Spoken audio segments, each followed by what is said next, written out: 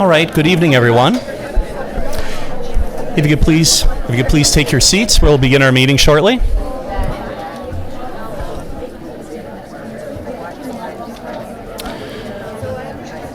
Ladies and gentlemen, we'll begin our meeting. If I could please have your attention. Yeah, is that right? Okay, are you able to, oh, there we go. Thank you. Good evening, everyone. This is a public meeting of the School Board of the West Bend Joint School District Number 1. More than 24 hours in advance of the meeting, notice of the time, place, date, and subject matter of this meeting was posted at the entrance doors at the Education Service Center and at the West Bend Community Memorial Library. A copy was also sent to the Daily News, WIBD, Milwaukee Journal Sentinel, and other media sources that requested notice of our meetings. And I'd ask our superintendent to confirm that this meeting was properly posted. Yes, it was. Great, thank you. I invite you to rise and join me in the Pledge of Allegiance. I pledge allegiance to the flag of the United States of America and to the republic for which it stands, one nation, under God, indivisible, with liberty and justice for all.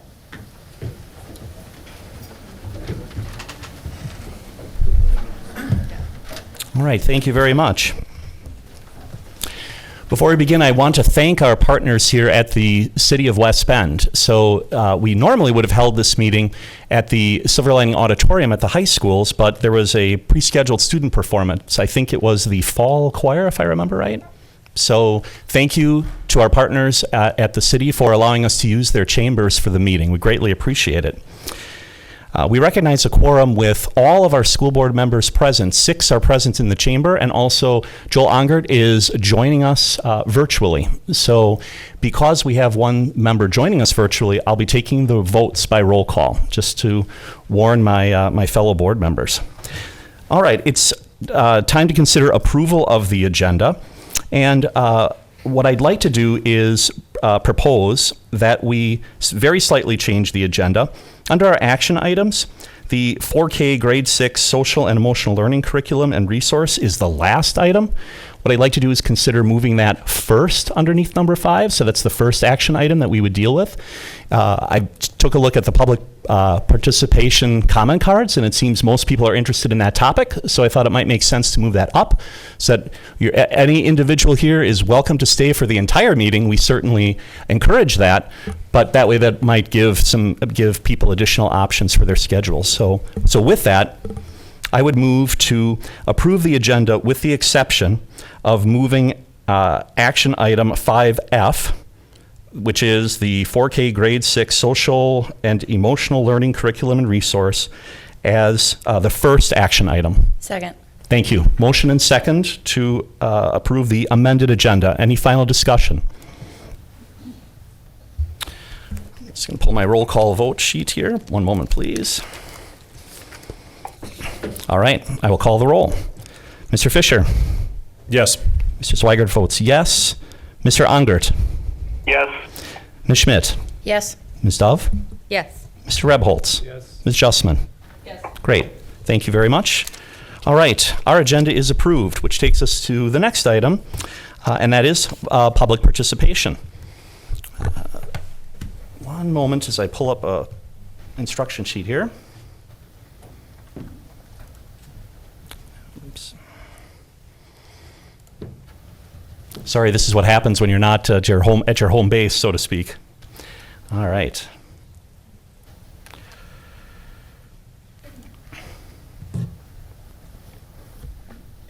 All right, I have an announcement to read.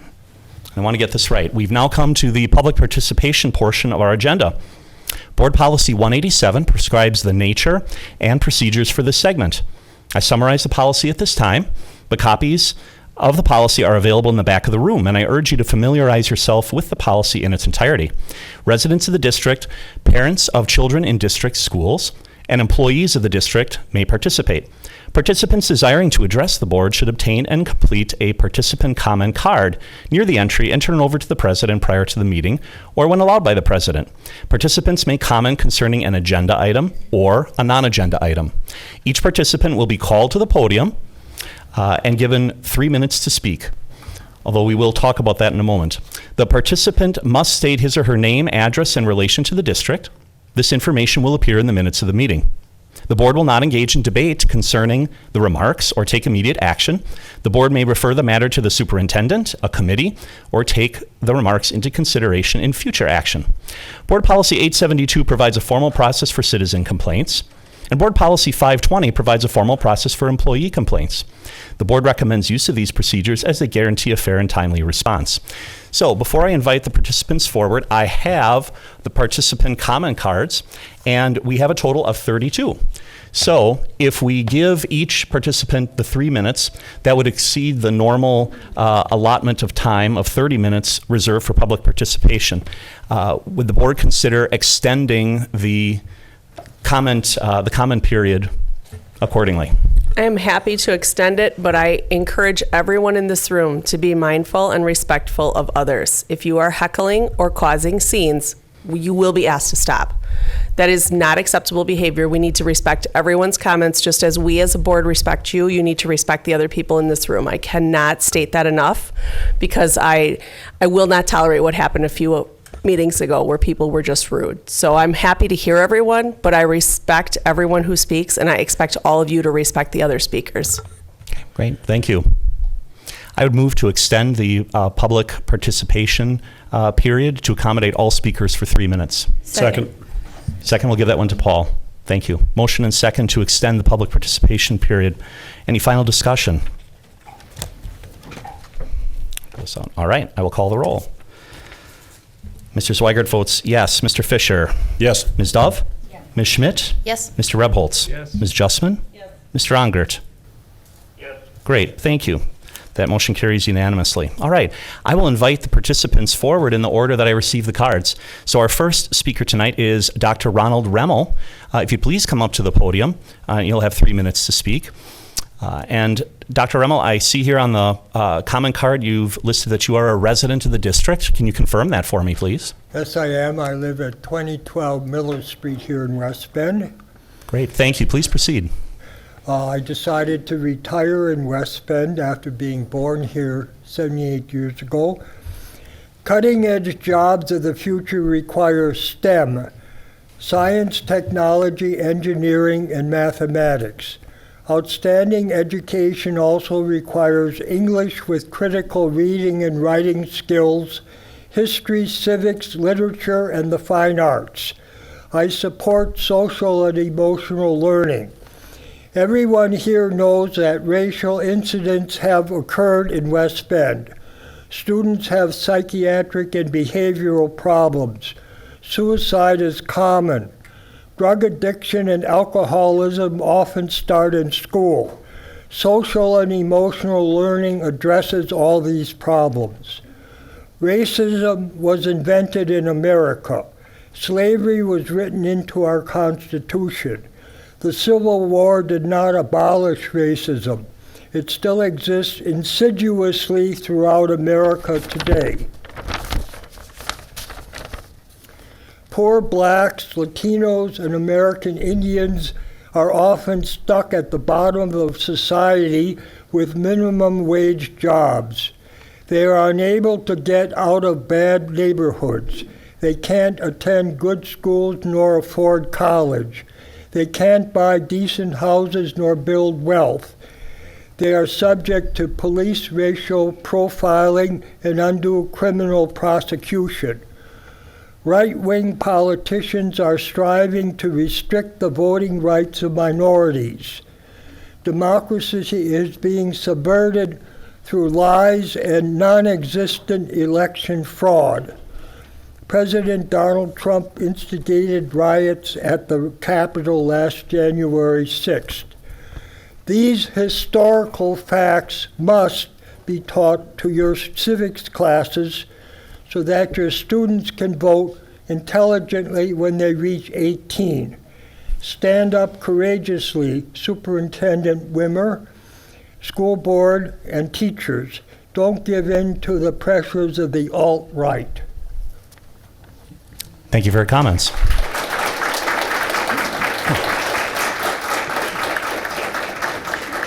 All right. And next, I have a number of students who wish to address the board. And so what I'll do is I'll announce the next person, and then I'll announce who's on deck so you can prepare. So next up is Lexi Williams. Lexi, please come forward. And then on deck will be Isabella DeGroot. Lexi, it says that you're a student in the district. Can you confirm that? Yes, I am. Great. Please proceed. Hi, my name is Lexi Williams, and I'm currently a senior at West this year. I would like to begin by expressing my gratitude toward the school board, notably Mrs. Dove and Ms. Schmidt, for your work on SEL. I understand that you both have been taking a lot of heat lately, but I want you to understand how deeply the student body appreciates your care. I participate in nearly 10 sports and clubs at our school, and I'm currently valedictorian, so you must believe me when I say that I'm both in tune with my peers and intelligent enough to understand what's happening in our school. Throughout my 12 years in this district, I've witnessed and been the subject of countless acts of discrimination, whether they be intentional or not. I say this not for pity for the trials that my fellow classmates of color and I have endured, as I do not let the words and actions of ignorant people tarnish my frame of mind. Nevertheless, none of these instances should have ever occurred, and I feel compelled to do what I can to protect the younger students of the West Bend School District. We need social and emotional learning in our district, not even solely for the purpose of trying to lessen the racism that we face here, but to cultivate genuinely good people. Last meeting, Elena Chamberlain noted that it is the job of public education to educate the public, meaning it is this district's job to teach our children how to coexist with one another to live meaningful lives. The members of our community who equate SEL to communism, Marxism, and anti-white sentiment are simply wrong. I do pity them for their lack of understanding of our curriculum and their narrow view of this world. They hide their thinly veiled racism under the guise of total equality, but they are entirely mistaken. We cannot act as if we are all one people in this day. Perhaps in the future we are able to get to that point, but not without acknowledging the past and present conditions. It would be a dismissal of centuries of injustice that are still in play today. I understand that many citizens of our community are uncomfortable with the SEL curriculum, and I'm glad. Privilege is comfortable, and it is harmful to the well-being of our students of color and to the characters of our non-students of color, and we need to be shaken in this sleepy town. SEL is not radical. It is simply teaching our children to be kind, inclusive, and compassionate individuals, which, based on the characters of many of our community members, is what we really need right now. Thank you. Thank you. All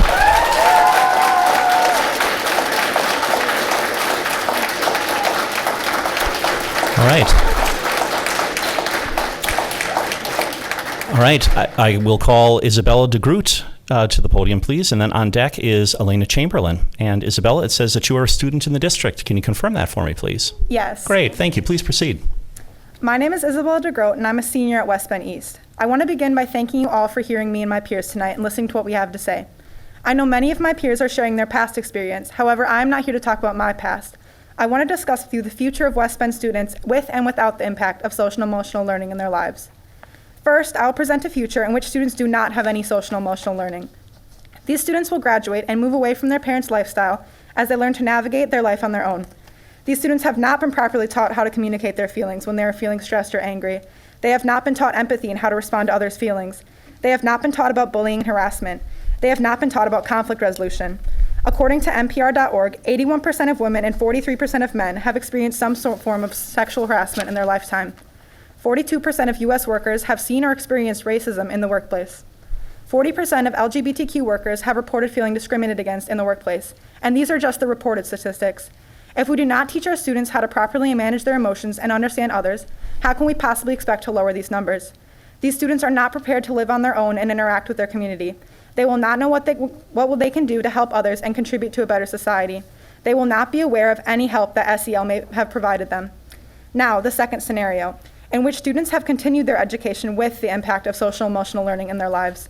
Like before, these students will graduate and learn to navigate a life on their own. However, these students will be able to understand empathy, bullying, stress, etc., as they grow as an adult in their community. They will know how to handle harassment and discrimination issues that may come up in their lives. They will understand the importance of accepting others and treating people kindly. They will become beneficial members to society, and they will not increase the statistics I previously mentioned.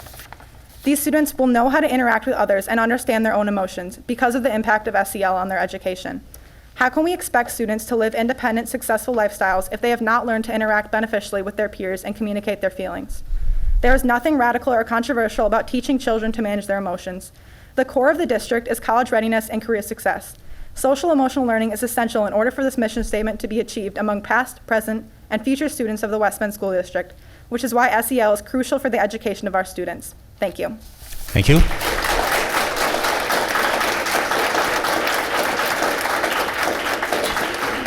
All right. Elena Chamberlain is next. Please come to the podium. And on deck is Cheyenne Kropp.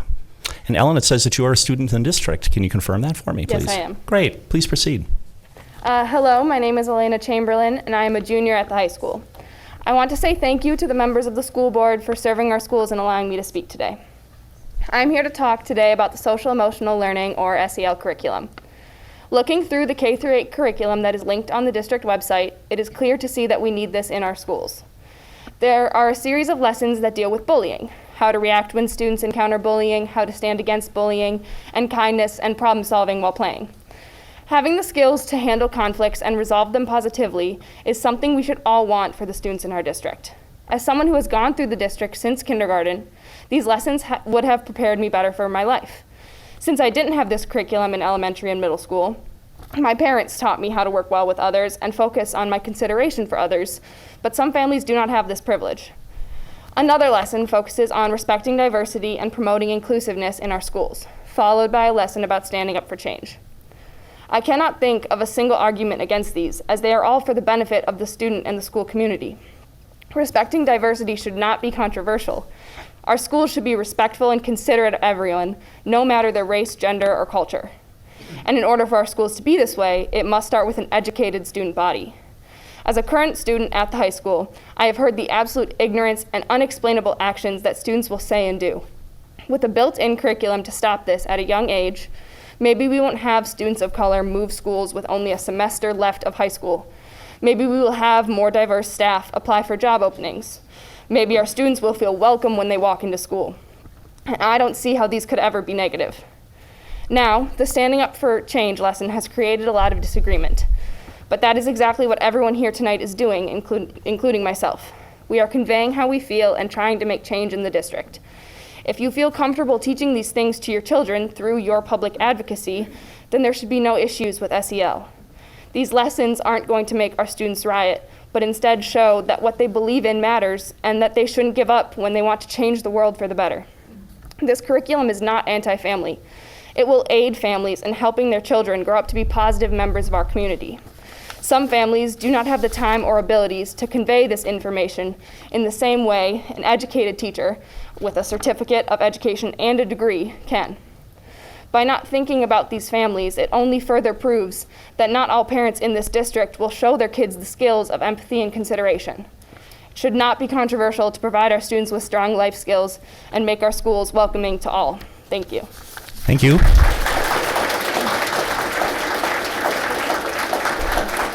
All right. I invite Cheyenne Kropp to the podium. And on deck will be Diego Prescott. And Cheyenne, it says that you are a student in the district. Can you confirm that for me? Yes. Great. Please proceed. Hello, I'm Cheyenne and I go to the West Bend High School. And I'm advocating for a change in our system. I know as a senior in high school that the SEL learning would have changed so much for me in middle school. And I know it would have benefited the school and my friends as well. I almost failed my middle school classes because I did not know how to deal with stress and depression. Nobody was there to help me because they didn't know how to deal with stress either.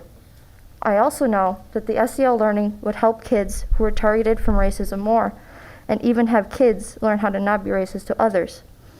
This is not a controversial idea. It's simply teaching kids to respect others and be kind, something I believe everyone needs in this world. Why would you want to go against having a more comfortable, happier, and equal district? I cannot think of how many situations I have seen in the school that involved racism. From kids shouting slurs to teachers, targeting people of color, it is not surprising there is not more diversity in our teachers. Kids who are targeted by this harassment don't even have somebody to talk to because our school does not cater to people of color. If they did, I would see more diversity in our staff and subjects and counseling about equality. I would see the kids and teachers who made such comments and actions with more of a major punishment. I would see teachers talking about equality and accepting our differences, not staff and students getting away with racist comments, getting only detention or 1 to 2 day suspensions if caught, no termination for teachers, and racism as a subject being ignored from the curriculum. There must be a change in this district. I cannot stand seeing friends become numb from racist comments because of how much they are harassed. We must learn to teach, rise up, and stand against racism in our schools. Teach equality and to accept others. Rise up and join others in the fight against harassment and stand against bullying and comments involving racism. And this all starts with SEL learning. Thank you. Thank you.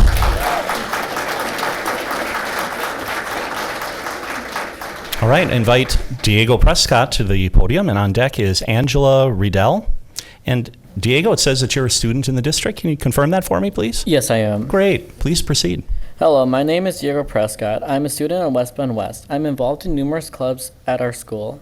One of the clubs that I'm involved in is Crew. Crew is our club to help mentor and make the freshmen feel safe and encourage them to feel this and encourage them to feel that school is important. We've always been taught our entire life that school is a safe place and everyone there will help you and listen to you until you feel safe. It's always hard to hear stories about our freshmen that are a different race rather than white are being bullied in their classes and no one is listening to them. They have told their teachers and there has been nothing done about it, or the teachers say that there's nothing wrong and they are making it up. I've witnessed parents email the teachers for the teacher to respond that they have not noticed anything after the student has been telling the teacher day after day. Of course, we have a few teachers that will do anything for their students no matter what, but we need more teachers that will advocate for our students no matter their race and background. It's always hard to hear that we have freshmen that are able to skip class and take part in illegal activities at our school, and for our teachers and administrations to ignore it. If you're a staff member, student, or even a visitor at the West Bend High School, you cannot tell me that you have not once ever used a bathroom without smelling the fruitiness in the air or the clouds in your face as you're just trying to do your business and leave. Instead, we have teachers and our law enforcement walking the people of color to and from their locations because we have bad reputations. We have the administration looking at the cameras in our lunchrooms to find out why there are carrots on the ground rather than focusing on the actual problems in our school. It is hard to hear that people of color at the West Bend High School are being singled out and not being treated like everyone else, and I can speak from personal experiences. I've even thought about not coming back this year and switching schools, but I've decided to stay and dedicate these last few years of my high school career to make changes and advocate for the students of all races and backgrounds that don't feel like they have a voice. It is hard to hear that when the people of color at the West Bend High School have tried to go and talk to our administrations or teachers just for them to look the other way and make us feel like we are not important. It is hard to hear that at all grade levels, people of color are being bullied by classmates and being singled out by the teachers for our color of skin and not being heard. Not all kids learn from their homes about other cultures and treating people equally. The world is a diverse place, and if they don't learn it from our school or home, where will they learn it? We need to start making changes, and it needs to start with us enforcing SEL in our school district, starting with the students in elementary so we can help the racism and bullying in our school district at a young level so they can understand that us people of color are just like them and should be treated the same. Thank you. Thank you. All right. Next, we have Angela Riedel. I'd like to invite you to the podium. And on deck is Michaela Maxwell. And Angela, it says you are a student in the district. Can you confirm that? Yes, I am. Great. Please proceed. Hello, my name is Angela Riedel, and I am speaking today to show my support for resuming the social and emotional learning curriculum in the West Bend School District. As a current student at West High School, I have experienced the effects of not teaching this curriculum, and they are frightening. When reading into this curriculum, students in 5th through 8th grade are taught about what to do when conflicts arise. These lessons could help problems that happen every day at the high schools. When walking from class to class, eating in the lunchroom, and even doing work in the library cafe, students have to be scared of witnessing or being near a fight. I've heard people complaining about the fighting in the high schools as a way to justify why SEL should be ended, but these lessons are crucial to teach our middle school children, and these disputes are very preventable when doing so. Learning about how everybody is different and accepting such differences would help these issues, since a majority of the disagreements are about conflicting traits in people. Another lesson I noticed is topics pertaining to sexual harassment. I feel as though these lessons need to be taught to kids. As a woman, I feel highly uncomfortable knowing that we are sending our students into the outside world and them potentially not knowing the difference between flirting and sexually harassing someone. Sexual harassment rates are already high enough, and not teaching about the differences could make them higher. Teaching about what to do if harassment does happen could help many people and hopefully prevent it. I think that these lessons should be taught to students of all ages. I personally believe that educating the youth on these subjects and more is the key to helping issues like bullying, fights, and other concerning topics. Thank you. Thank you.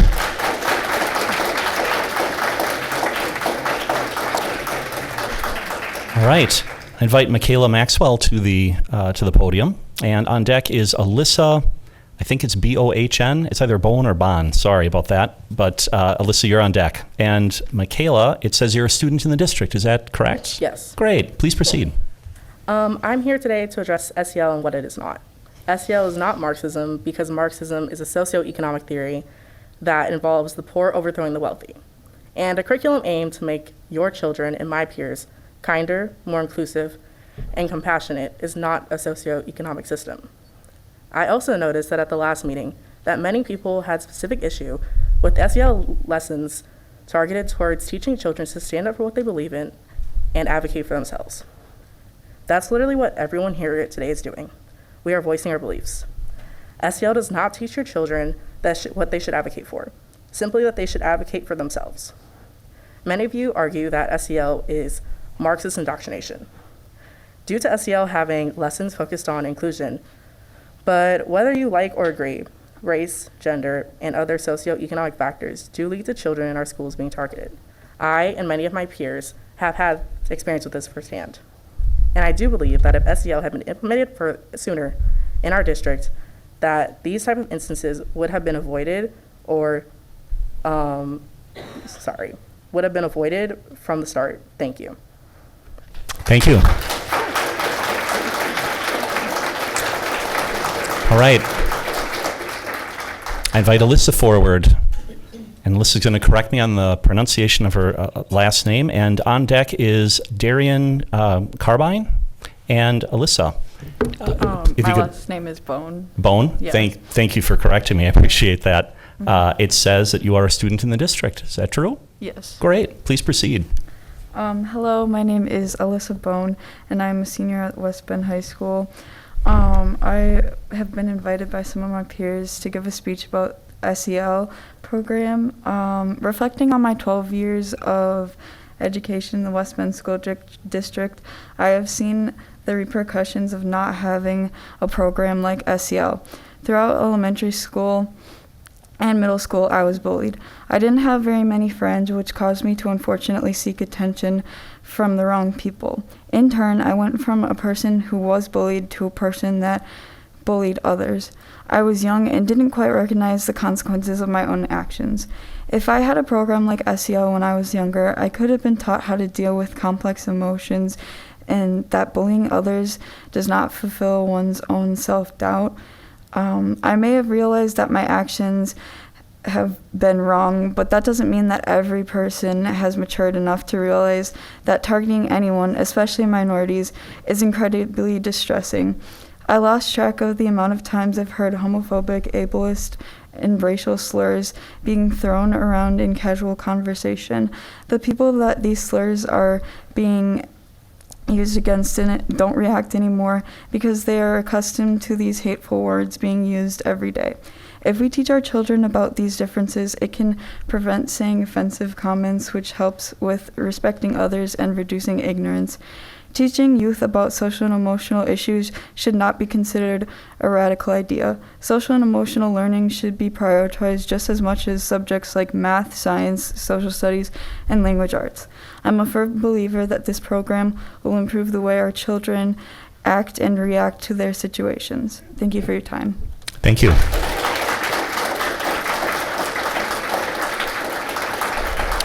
All right. Darian, already at the podium, fantastic. And on deck is Stephen Roberts. And Darian, if you could just confirm that it says here you're a student in the district. Yes. Great. Please proceed. Good evening. As said before, my name is Darian Carbine, and I am here tonight with my peers in order to discuss the implementation of the SEL curriculum into the West Bend School District. To begin with, I'm part of numerous clubs and programs in the high school, primarily crew and peers to peers. The first specializes in a leadership role in which we mentor and empower this year's freshmen to be ready for their high school career, while the latter focuses on peer-to-peer support, be it emotional or physical. In these roles I play, specifically in peers to peers, I have been equipped with the tools needed to recognize people's problems and help guide them to a solution. Among these tools is something called cultural competency. This is simply the ability to discern cultural differences in an unbiased nature. For example, if one is to say, "I don't see color," they would be ignoring the differences between people of different cultures or ethnicities and solely meeting the needs of the dominant groups. This would make them culturally blind in their competence. It is clear, though, that cultural competency is a crucial thing to have when engaging with people who may have different origins than yourself, especially in a school setting when our students are constantly meeting new people. SEL would work expertly in implementing items such as cultural competency into teachers' training in order to support West Bend's growing diversity in its student body. SEL would have teachers prioritize students based on ethnicity in order to recognize and prescribe solutions to discrimination. Unfortunately, it seems that SEL is being thrown out of consideration by groups who wish to push their agenda of saving America. I feel sorrowful knowing that they prioritize their destructive political agenda over the proper education of America's future. To end with, I'd like to bring up that just as I've done for every day of school for the past year, tonight I did not stand for the Pledge of Allegiance. Am I proud of that? No, I'm not. But I do it anyway because I hear my first-hour classmates say, "with liberty and justice for all." I hear this phrase collectively uttered as people stand towards our flag, but I do not see this phrase in school. I did not see this phrase when my friend graduated early because of the transphobia they face daily. I did not see this phrase when my Mexican friend transferred to another school because his history teacher stereotyped Mexicans as manual laborers and macho men. And I did not see this phrase when my other friend faced daily misogyny for the clothes they wore.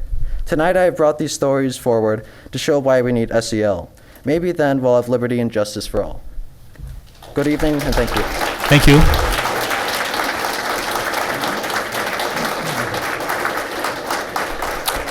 All right. Mr. Stephen Roberts is at the podium, and on deck is Nikki Williams. And Mr. Roberts, it says that you are a resident of the district. I am. Great. Please proceed. Thank you. My name is Stephen Roberts. I'm a parent of 3 adult children who've done much of their education in the West Bend district some time ago. I'm a current resident of the district for over 35 years. I'm a retired psychotherapist, counseling individuals, couples, families, and kids. I had the opportunity in the past to work with West Bend school social workers, school counselors, school psychologists, and when requested, individual teachers for the benefit of individual students and their families' well-being. Tonight, I suspect you will hear extreme rhetoric from a minority of folks who believe they speak for the community. They do not. I want to tell you that the real community that elected you folks know the difficult job you took on, and we know that you have done that difficult job very responsibly. The real community supports the school board members and their judgments.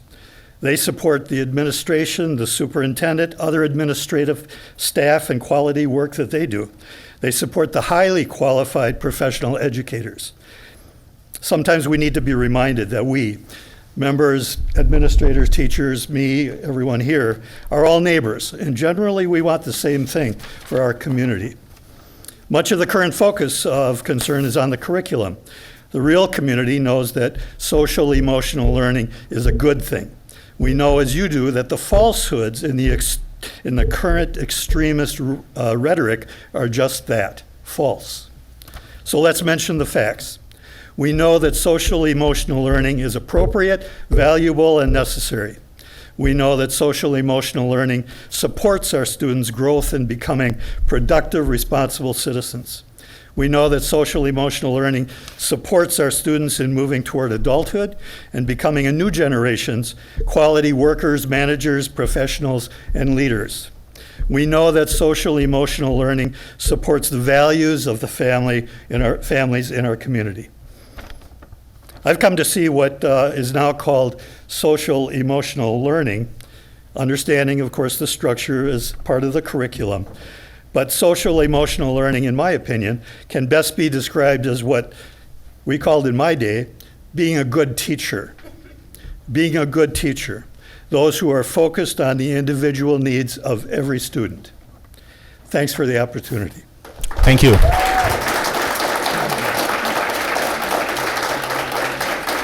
All right.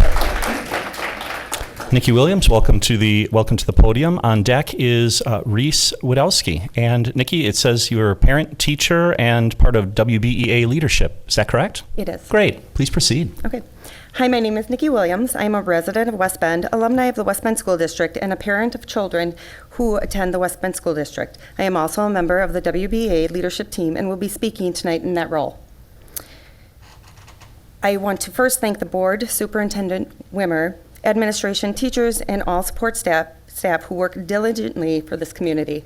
I also, want to thank the students for advocating for themselves and for their peers.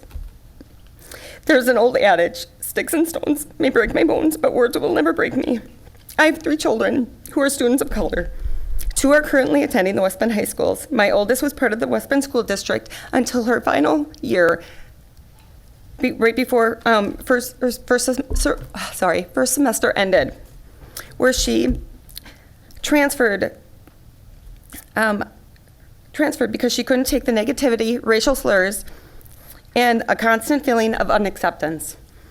She transferred to a school in MPS where she felt she could see more students and staff that looked like her and could be accepted, even though her new school did not have the rigor or the excellence that West Bend is known for. The trade-off was worth it for her to be able to be accepted for who she was. When she left to live with her dad, it tore our hearts apart. It wasn't just because she wasn't physically with us every day. It was the reason why she felt she had to go. So you see, words can and do hurt. Words leave emotional scars that can take years to recover from, if you recover at all. SEL gives the opportunity to learn about and understand and accept others from different backgrounds. These are not, oopsies, sorry. Okay.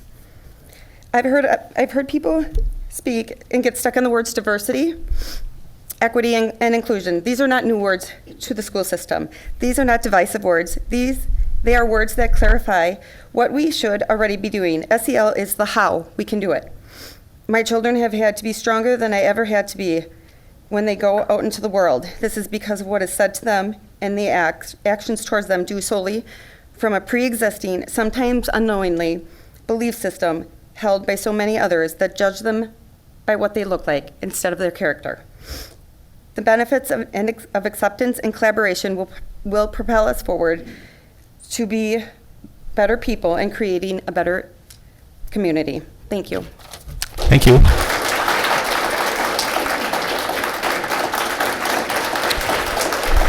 All right. I invite Reese Wadowski to the podium, and on deck is Veda Celine. Reese says you are a current student in the district. Is that correct? Yes. Great. Please proceed. Hello, my name is Reese Wadowski, and I'm a senior at West Bend West High School.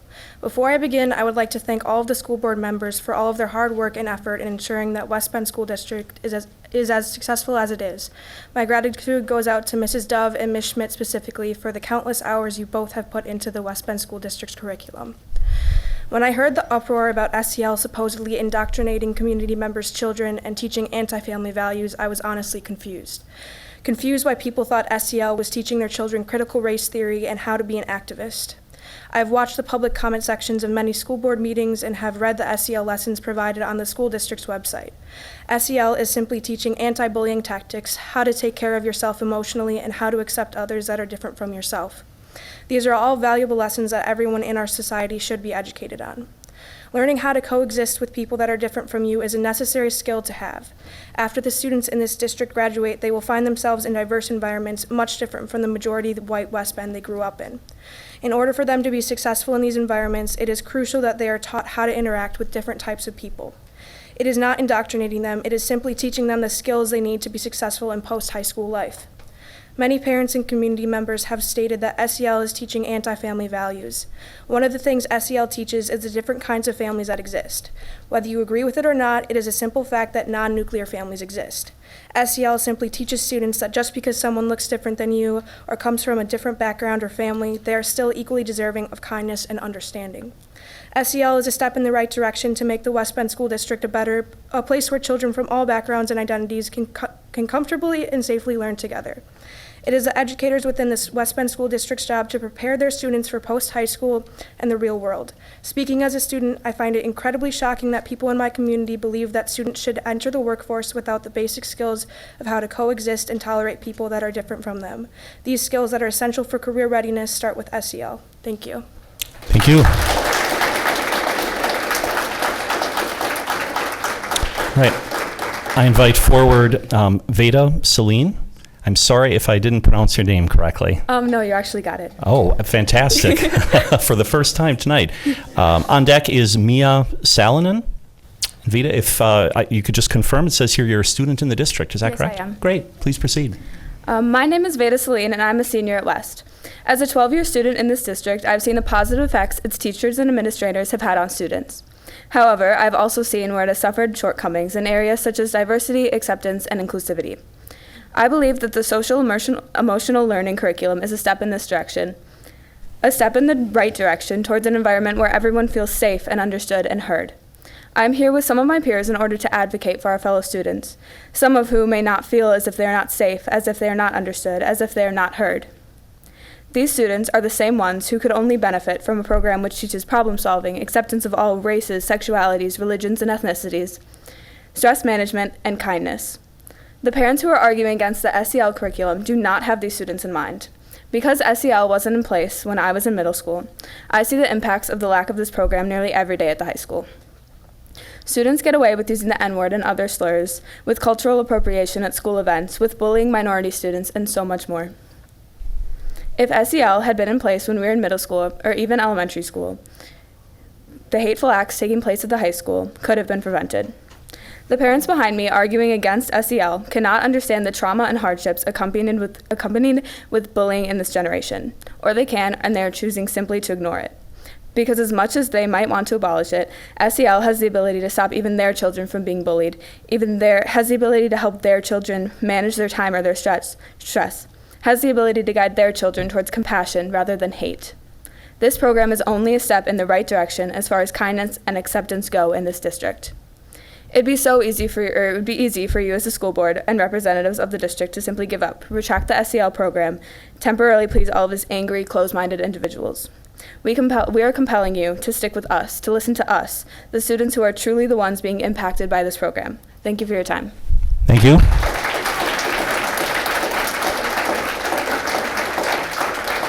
Right, next we invite forward Mia Salonen. Hopefully I am close with your name. Yeah, close? Great. And on deck is Samara Evans. And Mia, it says that you are a student in the West Bend School District, correct? Yes, I am. Great. Thank you. Please proceed. Hi, I'm Mia Salonen. I'm a junior at West Bend West High School. I'm involved in multiple clubs and sports in the district. A lot of people of the community have been voicing their opinions on the school district's choice in SEL, and they believe that it's going to change their kids' beliefs and values on social issues. Parents or teachers don't really understand the social injustice that's happening not only in our school district but also in our community. I have experienced this issue firsthand by being called racial slurs by my fellow classmates for simply being a different skin color and having a different background as them. But what do people say when you report these racist acts? Not everyone is racist, and you just need to ignore them. Ignore them? How am I supposed to ignore someone who is being hateful to me just because of the way I look? This is just one reason why SEL should be taught to teachers and students and be more integrated into our curriculum as a whole. It would help students really understand the effects of what they say to their peers. Social emotional learning takes a focus on interpersonal skills. It teaches students discipline and respect to their other peers. People need to understand their words can be emotionally impactful and affect classmates' day-to-day mental well-being. This is just one reason why we need to keep SEL in our school districts. Thank you. Thank you.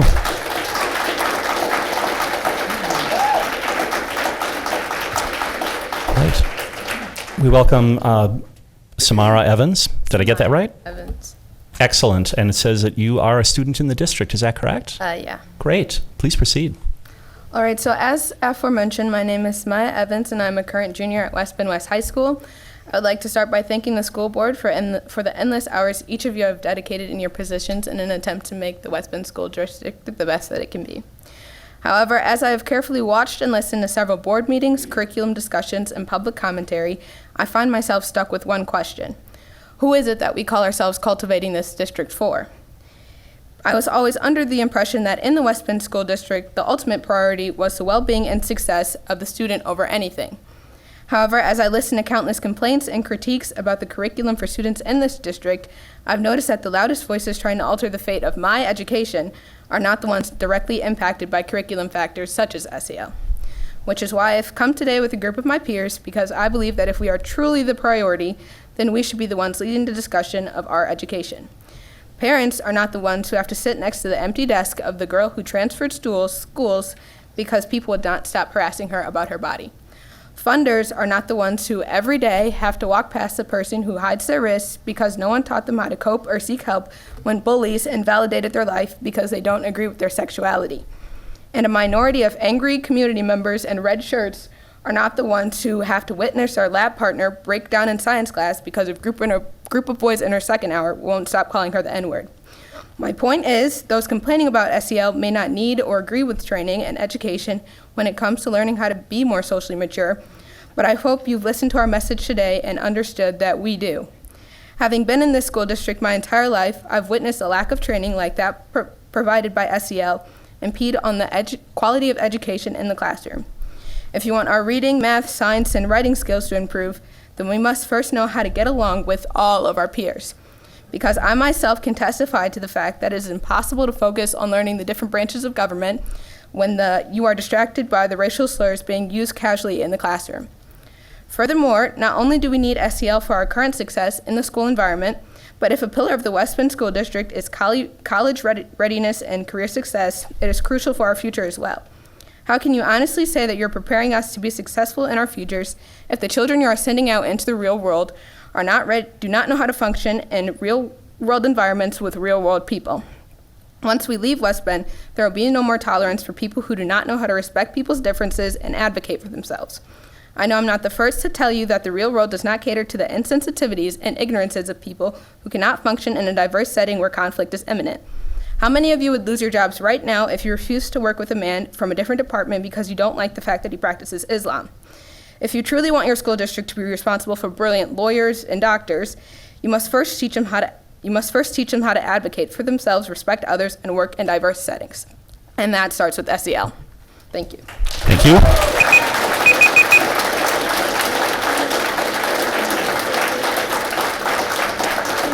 Right. Thank you. I'd next like to invite forward Lisa, I think it's Hakes, H-A-K-E-S. Great, thank you. Please come forward. And on deck is Kirsten Sira. And Lisa, it says you are a resident of the school district. Is that correct? Yes. Okay, great. Thank you. You may proceed. Greetings. I've had 3 children graduate from West Bend West. I recently joined the website Save America Washington County, and I learned of these proceedings being held about social and emotional learning and critical race theory. I watched and listened to the last board meeting to learn more about it. And from a distance, SEL sounds quite appealing. The program supposedly is all about helping our youth become better, kinder, loving human beings. I can certainly understand why some of these well-meaning speakers at the meetings feel so strongly about supporting it. However, I couldn't help feeling that this was all a disguise for some hidden agenda, and that there must be some catch. After doing a little research, I discovered that CRT is about teaching our children that certain races, creeds, and more are considered privileged. This creates division, not unity. And when looking around the world right now, it would appear that there is an agenda to divide and conquer and create fear. After looking more closely at SEL, I see it as a subtle and slow way to brainwash our children. It appears to separate them from their parents. It appears to create discord from the very people who love them. SEL teaches children that their parents are racist. And I think this kind of teaching with the students started some years ago. I remember my daughter, who graduated in 2017, had called her father a racist. God forbid her father watches Fox News.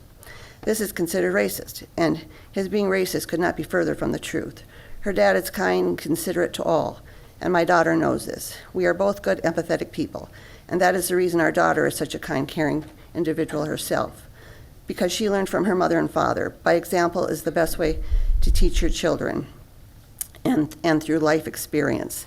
This is how they learn good social, emotional skills. To conclude, people are spiritual beings, and we are all connected in this universe, although each of us have our own personal journey to fulfill. But that connection we have with one another and our children is being threatened by creating division through CRT and CEL. Most educators are very caring people, but they do not have that level of communication with their students as a parent does. They should not be teaching social emotional learning issues that require individual attention. One size does not fit all.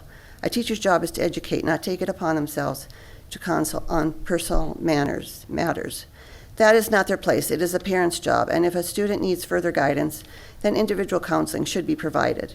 Some people might say to just opt out if you object to SEL and CRT, but how can one opt out of something when most of your peers are carrying around signals of disapproval if you disagree with them?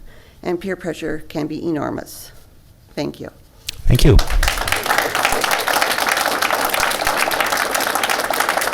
All right. Next, Kirsten Sira. We invite Syra. Thank you.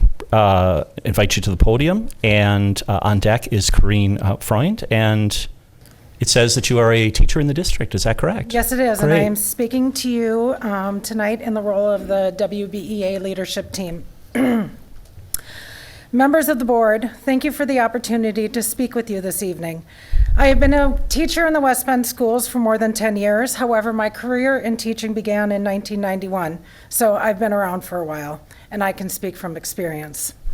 I had intended to spend last evening writing my speech for tonight, but I was distracted. You see, my dearest friend's husband is losing his battle with cancer and may be passing at this very moment. And in the midst of all that terrible, horrible, awful thing, she is openly considering ending her own life. So I spent last evening on the phone with my sister, a psychologist, getting information and making a plan to keep my friend safe, to stop her from harming herself.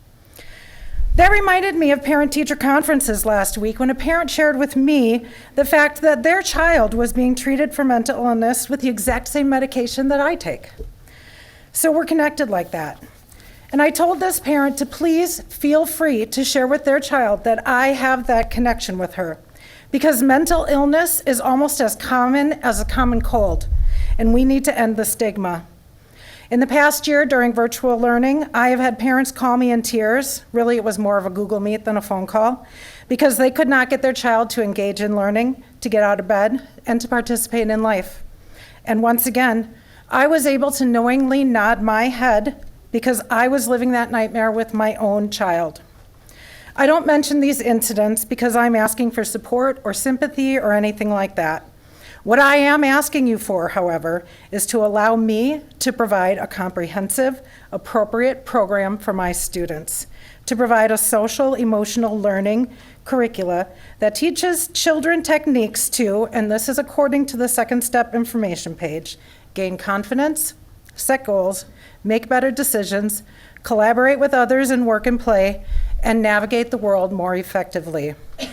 Because according to an article by Grace Tatter posted in the Harvard Graduate School of Education online platform, Taking time to focus on how students interact with each other, how they're feeling, and how they're behaving will help create conditions conducive for overcoming academic challenges.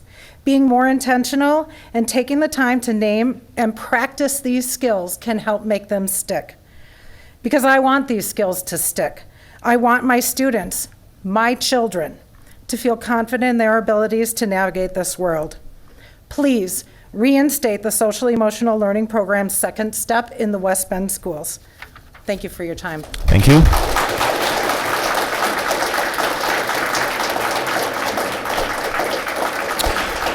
All right. Thank you. I invite forward Corrine Freund, and Lana Younglove is on deck. Thank you. Corrine says that you are a parent in the district. You can I confirm that for me? am. Great. Thank you. Please proceed. My name is Corrine Freund. My address is noted. I'd like to use my time today to speak about the legalities in the school board role by the National School Board Association. So they state that education is not a line item, it's the only item. The school board represents the community's voice and acts as the policymakers closest to our students. The school board sets the standards for achievement in the district, incorporates the community's views of what students should know and be able to accomplish at each grade level. The school board is accountable for the performance of the school district. It is the community's members' right as a voter to select new board members who will work diligently to provide an opportunity for students to receive high-quality education, which will enable them to succeed. The school board is the community's educational watchdogs. Keeping those 6 items in mind, State AB 411 passed State Assembly and Senate on September 29, 21. This bill prohibits teaching that relates to the topics of SEL and CRT. Under the bill, a school board is prohibited from allowing a teacher to teach pupils race or sex stereotyping in any course or part of any curriculum. The bill provides that the state superintendent of public education must withhold 10% of state aid distributions from a school board that violates these prohibitions. The bill also provides that a parent or guardian of a student may bring a claim against a school district for a violation of these prohibitions. By passing SEL K through 6, you're opening up the opportunity for legal ramifications relating to opting out of children from courses. You're an attorney, you know legal ramifications. School districts in other states are facing lawsuits due to opt-out children still being taught SEL. As an example, a WBSD elementary school teacher still taught SEL while on pause. Our superintendent dealt with it, but 10% funding could have been gone if 411 had been signed into law at the time. The Wisconsin Law and Liberty Institute is also considering further legislation for our state regarding opt-out students and parental rights. As the community's educational watchdogs, I ask, how can you reinstate Second Step program knowing the values of Second Step company and their teaching, knowing it violates the SA Bill 411 and it could cost us 10% of our future state aid? The school board's elected role is to represent our children, parents, and voters, not teachers or administrators, because they have their own union representation. You're here for us. We voted for you to represent us. I voted for you all. Kurt, Chris, Joel, Pawnee, Nancy, Aaron. You're my voice in education. This is not an attack, this is a pleading. Be fiscally grounded, keep us from lawsuits, and find something better than Second Step. Give them true mental health care. Thank you for your comments. Thank you.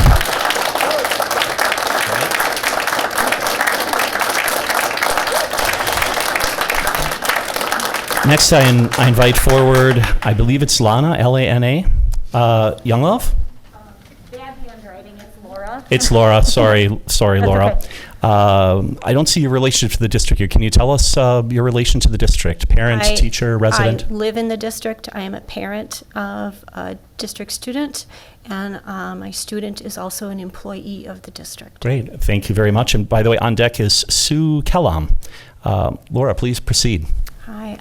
I would like to thank you for opening up this forum. I especially would like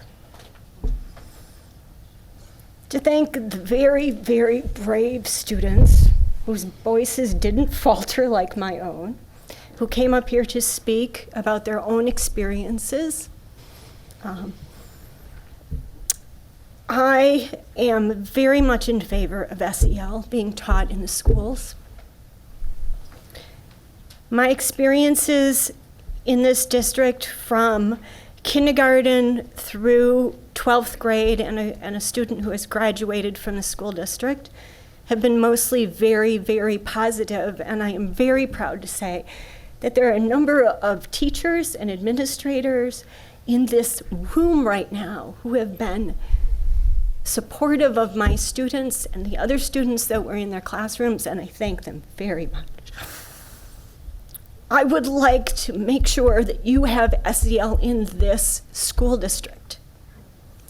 From myself and my neighbors and my friends, I know of students who have been bullied. They have left the district. I know students who have been bullied to the point where other students have had to go to counselors 4 times once in 1 year. I know of a student who had to go to the counselors in their school to tell the counselors in their school of students, and I do not know those students' names, but to tell those counselors, I know someone that I think is going to kill themselves. You need to intervene because their family doesn't know. Their friends don't know. Here is the proof that I have that someone is going to harm themselves. Social and emotional learning teaches kids how to recognize what other kids are going through. And my kid did not learn this in school. They learned it in other places.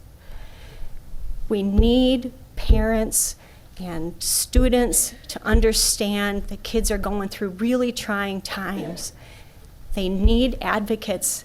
They need to be able to understand their own emotions. They need to know when to ask for help. They need to know that it's okay to tell an adult or a parent or someone safe that someone else is going to harm themselves. SEL will help them do that. It will help save someone's life. Thank you.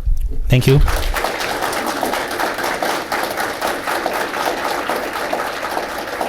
All right. We invite Sue Kellum forward, and on deck is Cameron Merkel. And Sue, it says that you are a resident of the district. Is that Yes. correct? Great. Thank you. Please proceed. Hello, my name is Sue Kellum. I'm a parent, grandparent of West Bend students and West Bend taxpayer. My address has been provided. I would like to first say that I admire the girl with the long hair and the Converse shoes.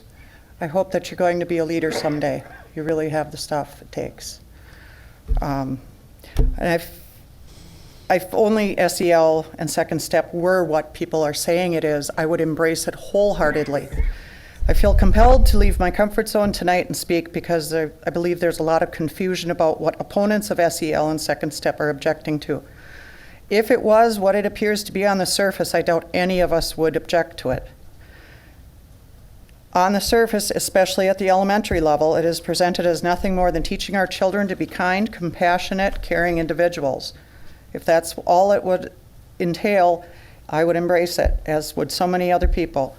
There are so many wonderful things that SEL could teach: anti-bullying, inclusion, goal setting, advocacy for self and others, respecting others' cultures and differences, learning self-confidence, and how to be a friend.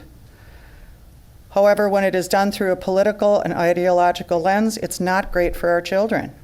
I would like to see people sit down and discuss this, as it is clear that we are all here because we care deeply about our children and their education. I, for one, am willing to meet with anyone to discuss the concerns. I feel a lot of the animosity could be eliminated by respectful discourse. We are all here for the basic same reason. Thank you for your time.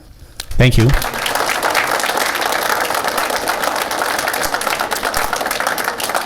Invite Cameron Merkel forward, and on deck is Jaden Boyd. Cameron, it says that you are a student and a resident in the district. Is that correct? Yes, I am. Great. Please proceed. Thank you. Good evening. I'm Cameron Merkel. I am a resident of the district, and I also am a junior at West Bend West. I would like to thank the board members for letting everyone speak tonight. I may not agree with my fellow high schoolers, but I know that there are more students and teachers that do agree with me, but are too nervous to come here tonight.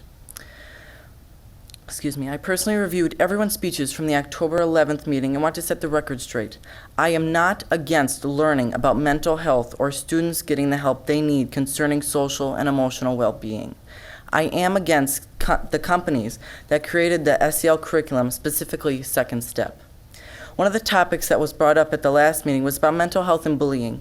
Now, I believe every American citizen should be aware of mental health issues.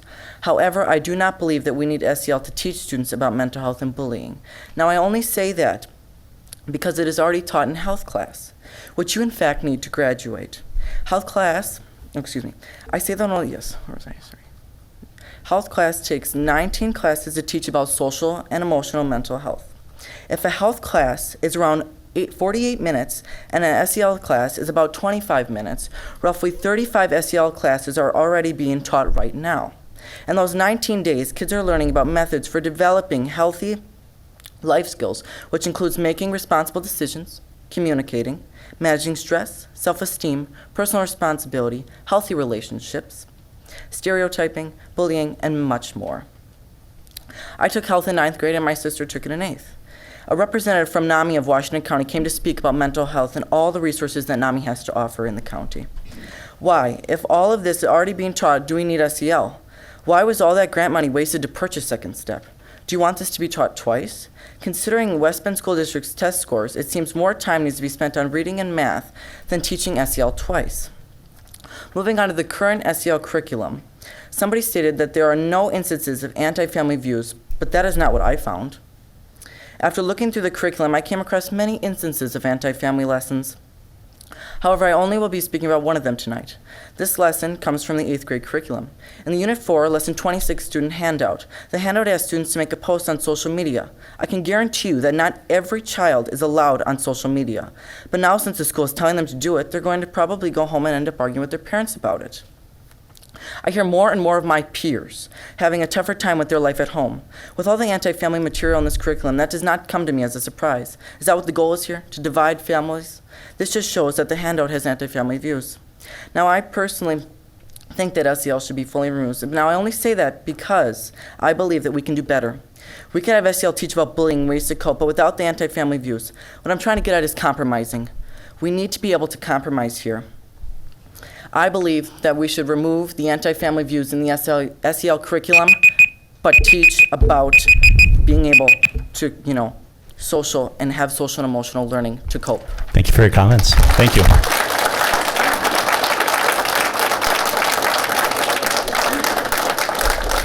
All right. I'd like to invite forward Jaden Boyd, and on deck is Scott Edward Lone.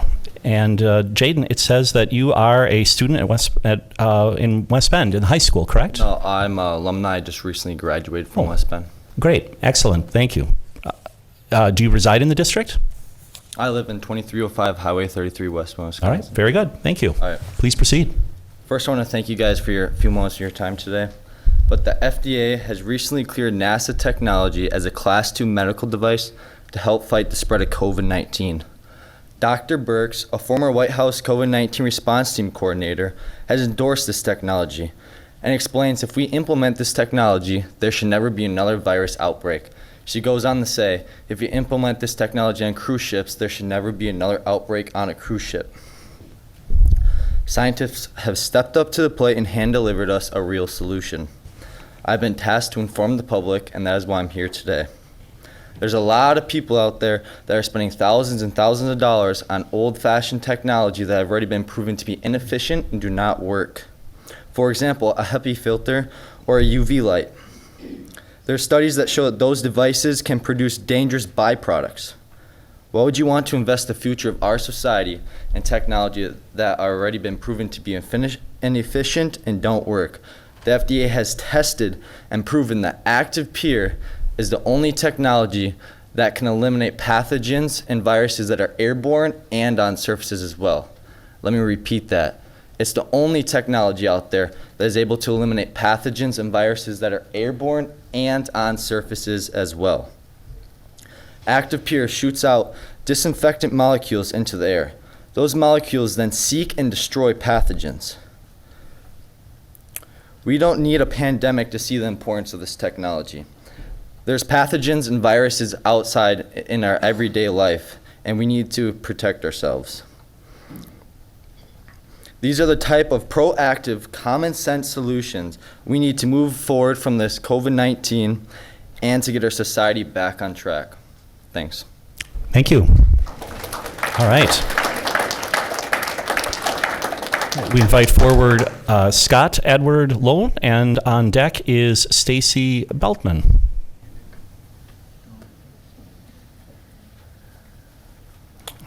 All right, Scott, and it says that you are a teacher in the school district. Is that correct? And member of the West Bend Education Association Executive Board from the perspective I'll be speaking tonight. My name is Scott Edward Lone with the initials SEL. Family is people who know our past, our present, and our future, those who accept us the way we are, and it's a source of love, comfort, happiness, and what we call home. As I examined the list of concerns and feedback on the 7th and 8th grade lessons, I was intrigued by the constant statement, "This is anti-family." After an in-depth examination of those lessons, it's clear the claims that the lessons are anti-family are inaccurate and unfounded. Because the lessons don't portray a family like Ward and June Cleaver and their sons Wally and Theodore, doesn't make the lessons anti-family. In the late 50s, we were led to believe that the Cleavers were the picture-perfect family except when Eddie Haskell came around. In the 1960s, we saw Andy Griffith being a single parent and Julia, a widowed black mother raising her 6-year-old son with the help of colleagues and friends. And most recently, the sitcom Modern Family exposed us to intergenerational marriage, a same-sex marriage, and the adoption of a baby from Vietnam. Students that attend our schools are Black, White, Native American, Asian, Latinx, Hispanic, and Pacific Islander. They come from a variety of family configurations and backgrounds. They identify as straight and gay, bisexual, transgender, and non-binary. They are human beings that come to us looking for safe places to learn, engage, and grow. Some in our community want to eliminate SEL because they believe it infringes on their right to provide this type of learning at home. No one is infringing on that right. Opt out, but don't impose your will on the whole by eliminating the opportunities for others to participate. Doing so would leave many students without the necessary social and emotional skills to thrive and succeed in society. Another concern mentioned was that the curriculum encourages protests and starting political movements. How can a curriculum that addresses harassment and bullying be viewed as inciting protests and political movements? Statistics show that bullying can lead to death by suicide, and I'm glad we're equipping our students with those tools to fight back.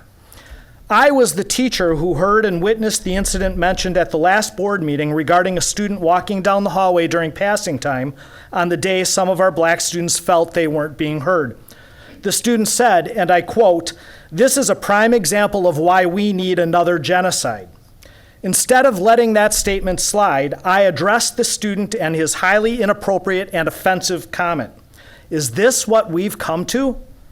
I would ask the board to give strong consideration to proceeding with the curriculum and to be extremely cautious in removing key components of it that will dilute the intent of the lessons.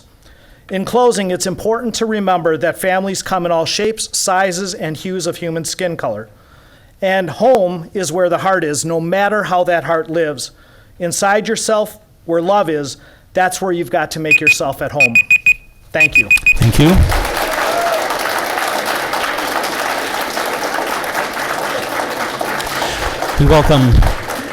We welcome Stacy Beltman to the podium, and Tanya Lohr is on deck. And Stacy, it says you are a parent and a teacher in the district. Is that correct? That is correct. Great. Please proceed. My name is Stacy Beltman. My address has been provided. I am speaking as a member of the WBA Executive Board. I am a first grade teacher at Fair Park Elementary. I also have 2 children in the district. Since September 14th, Second Step has been paused at the elementary level, which means there has been no formal Tier 1 social skills instruction. Tier 1 means that the instruction is generally delivered at the same time to all students. If I was providing Tier 1 social emotional instruction, all the kids in my group would have been exposed to lessons around maintaining attention, perseverance, positive self-talk, and noticing big feelings in others and in themselves. With this pause, concerns and issues are increasing and require individual conversations to address them. Instead of being proactive, it looks more like putting out fires. In addition, when Tier 1 social emotional instruction is lacking in the classroom community, the culture suffers. The shared community discussions around behavior expectations is largely missing.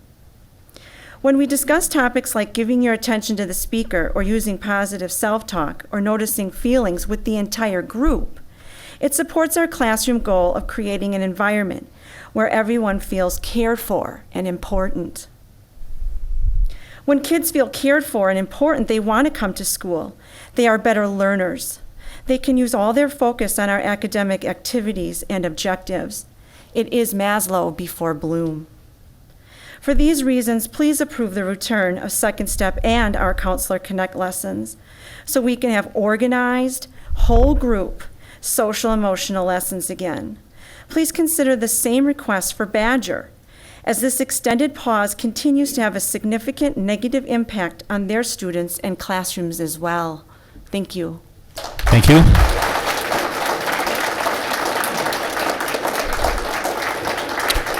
All right. We welcome Tanya Lohr to the podium, and Danielle Schumacher is on deck. And Tanya, it says you are a teacher and a parent of a student in the district. Is that correct? That is correct. Great. Please proceed. My name is Tanya Lohr, and I am proud to be a teacher in the West Bend School District, as well as a parent of a West Bend West student. I'm also the president of the West Bend Education Association and will be speaking tonight in that role. There have been many opinions shared about social emotional learning in the last several months, and at times it seems like the differences are too great to overcome. However, there are common values and common goals that can be heard throughout the statements being made, and that's a common ground we can all start from. We agree that we want our community's kids to be safe and to be successful. I can't imagine a better goal for us to share. Let's look at how these goals can be reached by all students in our schools. To start, I want you to imagine you are a student of color in our schools. It's been a particularly rough week, as it seems every time you walk down the hall, you hear the N-word hurled at you by white classmates, and inappropriate comments are constantly made about your hair, your skin, and your appearance. You've been asked too many times if you're from Milwaukee, which isn't asked of your white classmates, and you're tired of correcting people's assumptions about your family, your upbringing, and your beliefs. It's Friday, and all you want to do is to make it to the end of the day. And then you hear that word again, the N-word, yelled at you with hatred and disgust. And you yell back, Black Lives Matter, because all week long, all you've heard is that your life doesn't. And just like that, you're tagged as the problem, and all white people want to talk about is your single statement, not all the racist, hate-filled, discriminatory statements that have been thrown at you all week long. So let's talk about student success and student safety. How much more successful would this student be if they could learn in an environment free of harassing statements and hate-filled speech? How much higher would not only their math and reading skills be, but the skills of all students be if they were learning in an environment free of bullying and harassment?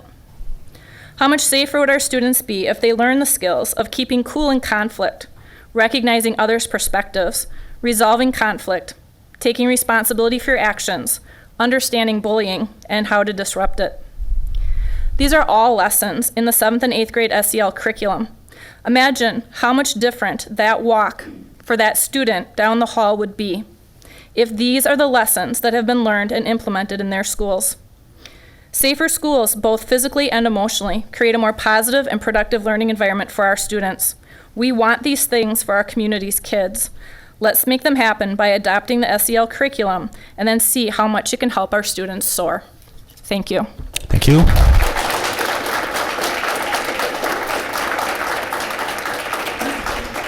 Right. Danielle Schumacher, we welcome you to the podium, and it says that you are a teacher in the district as well. Is that correct? I am, yes. Great. Thank you. Please proceed. My name is Danny Schumacher, and I am a teacher at the West Bend School District, West Bend West High School, for the past 7 years. I am a member of the WBEA and will speak in that role tonight. I'm speaking to you today, asking for support with two things: social emotional learning and reinforcement of discipline at the high school.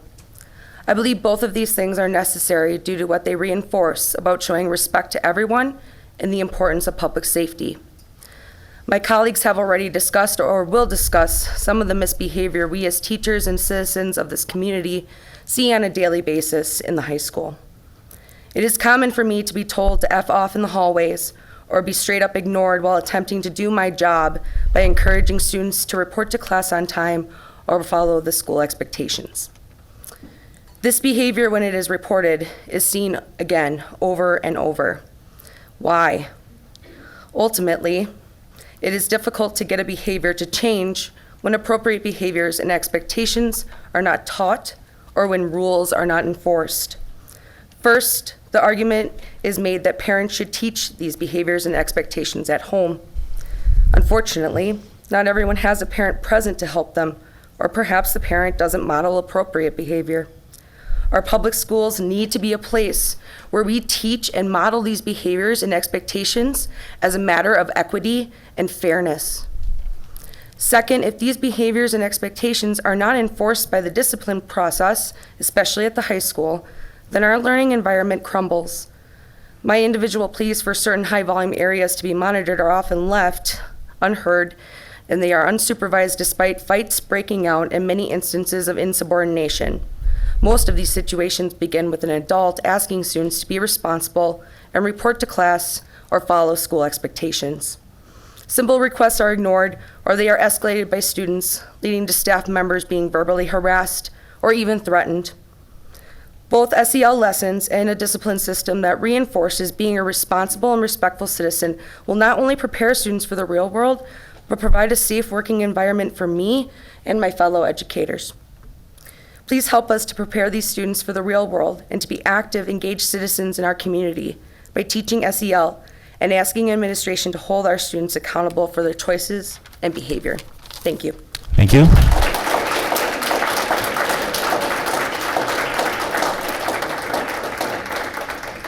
All right, I believe I neglected to say who is on deck. Our next speaker will be Jessica Frederick, and on deck is Jackie, oh boy, Schmalt? I'm sure I got that wrong, but you'll correct me later. So Jessica Frederick, please come to the podium.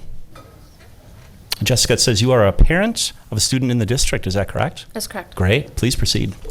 My name is Jessica. I'm a parent of a current East senior and a 2019 grad. After much thought, I decided to use my 3 minutes to thank some groups of people. I want to thank the administration and the board for your time and dedication to doing what is best for our students. Thank you to the curriculum committee. I listened to your whole meeting, holy cow, for going line by line through each concern. Thank you for being willing to hear another viewpoint and consider other people's opinions. Thank you for standing up for the lessons that you felt were important. Thank you to everyone in attendance today who is advocating for and standing up for the best interest of our kids. Thank you to the friends and teachers in my children's lives that are their trusted adults. From the time they were in kindergarten, I was grateful to know that my girls had other adults in their lives that they could go to.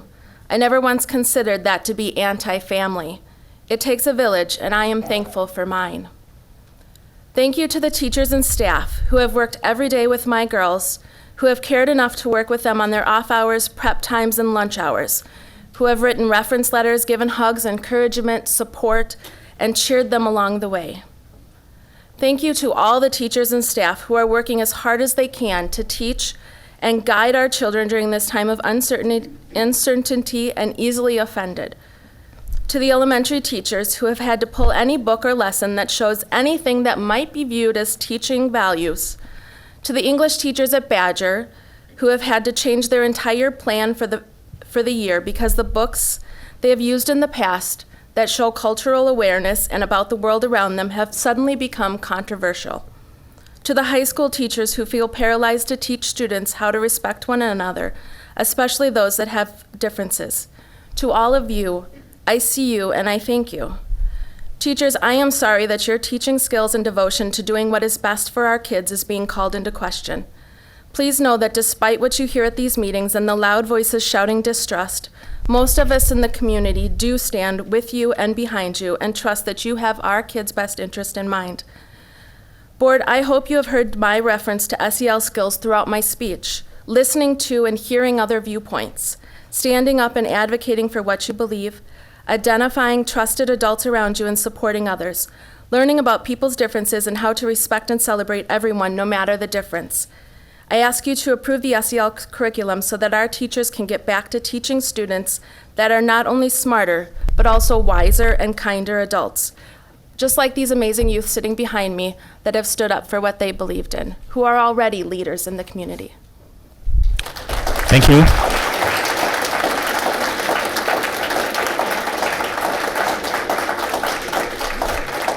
Right, welcome, Jackie. And I had your last name is Schmalt, and I'm sorry, is that even close? You did it perfectly. Oh, fantastic, thank you, sorry. It's and Carol Hager is on deck, and it says that you're a teacher and a parent in the district. Yes, Great. I was born in West Bend. I grew up here. I graduated from West Bend East. My son attended the West Bend schools, and I currently have an exchange student who is at the high school. I'm here because I support anything that teaches emotional intelligence to kids, so by default, SEL seems to do just that. And I also co-advise our school's Youth Impact Club, which came into existence in 2019. It's a club that's dedicated to promoting mental wellness and, very important to me, preventing suicide. So I want to tell you about my wonderful problem. We have so many members in our Youth Impact Club that I can't even fit them in my classroom. We had to get a larger room. A club dedicated to mental health and suicide prevention. These kids have a deep need for what this club provides. In 2019, it took the tragedy of losing my son to suicide to propel me to fight for this club, and I'm so grateful to our school board that you guys gave the approval for that club and you recognize how important that is for our students. At a time when mental health is at a crisis in our nation and suicide rates for teens are increasing, it's hard for me to imagine that there's people in the community objecting to what we're doing, that we should do less rather than more for our kids. It is such a tragedy to me to hear that.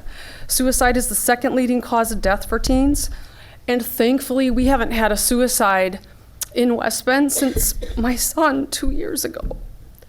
So I really want that to continue, and I think it's so important. We have me and my co-advisor and 55 students, and our numbers are growing, dedicated to this cause. I'd like to think that we are part of the reason why we've had this success.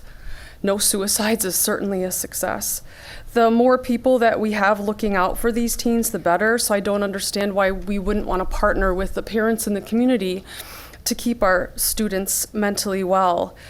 After all, the worst case scenario in not addressing all of these issues is additional suicides, and I don't want any of you to go through what I went through.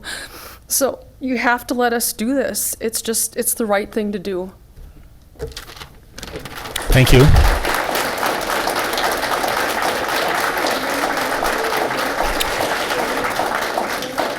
We invite Kristen Becker to the podium, and on deck is Shelley Krieger. And Kristen, it says parent, teacher, and resident in the district. Is that right? Oh, This is Carol Hager. Oh, Carol Hager. Oh, I'm sorry. Carol, I had them reversed. My apologies. Carol, welcome to the podium. And it says you're a resident in the district. Yes, I am. Yes, please proceed. And my apologies. My name is Carol Hager. I'm a former educator, lifelong educator, and I have a son who was born halfway around the world from a different country and a different culture. I'm actually going to be reading something written by somebody else. Rick Gundrum is our state representative in Madison, and he represents West Bend and our school district. And he has sent a letter to school board members and the administration, and since I support his letter, I'd like to share it with the public. So he says, Dear West Bend School Board, I want to commend the West Bend School Board, Curriculum Committee, and administration for providing time to review the important issues brought forward by parents about social emotional learning and courses related to race and sex stereotyping, as well as Marxist and socialist ideologies. In order to maintain high standards in education, I recommend that the West Bend School Board set policy that mirrors the state legislature's intent of Assembly Bill 411, that is to bring transparency in curriculum by making available online course curriculum, educational and guidance curricula, educator training, in-service materials, and related source materials such as lesson plans, handouts, and specific resources used in instruction. Teachers already provide this information for the most part to the administration. I'm suggesting that you set policy that makes that same information available online for the public. I further recommend that you adopt policy that makes it clear that the West Bend School District prohibits race or sex stereotyping in instruction provided to pupils and in training provided to faculty and employees of the district. I suggest the policy includes that indoctrination to Marxist and socialist ideologies is not present in any instruction of West Bend's teaching staff, faculty, and employees. In order to ensure compliance, the policy should include that infraction would be subject to disciplinary action. School board members, teachers, faculty, and administration have assured publicly at meetings that these ideologies are not present in the district. I asked only that you make policy on what you have already stated to ensure that if it is present now or in the future, that you have put in place the policy to deal with the concerns of district parents. I also suggest that you remove social emotional learning from pupil instruction as well as teacher training in an effort to meet parents' concerns. SEL has been identified throughout the country as a tool for indoctrination to ideologies that do not meet the standards of the West Bend community. It saddens me that we need to go so far as to set policy to prevent political indoctrination in our school system. Respectfully, Rick Gundrum, State Representative, 58th Assembly District. Thank you. Thank you.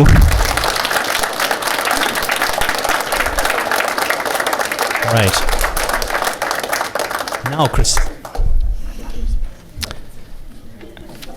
We got a little confused here. We're good.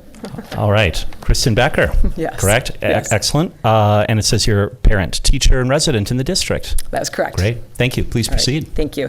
Good evening. My name is Kristen Becker, and I'm a member of the WBEA, and I'll be speaking in my role, or speaking in that role tonight. In addition to being a parent of 8th grade boys and married to a school counselor at Badger, I've been teaching at West High School for the past 20 years. Last week, a verbal altercation occurred outside of my closed classroom door during our resource time. Hearing loud expletives and threats, I came outside to defuse the situation, walking directly into it. A few of my colleagues, also hearing the disagreement, came out of their classrooms to see what was happening. Roughly 8 students, both males and females, refused to stop engaging with one another, viciously using the F word and racial slurs. As the group of girls went in one direction, ignoring the administrator who was attempting to corral them, then heading downstairs, the other boys walked in the opposite direction. One of my colleagues simply asked 2 of the boys where they were supposed to be at that scheduled time, and one of the boys let loose with a loud string of obscenities, making it well known to those of us in the hallway that he refused to listen to anyone in a position of authority, even going so far as to approach the teacher in a menacing and threatening manner.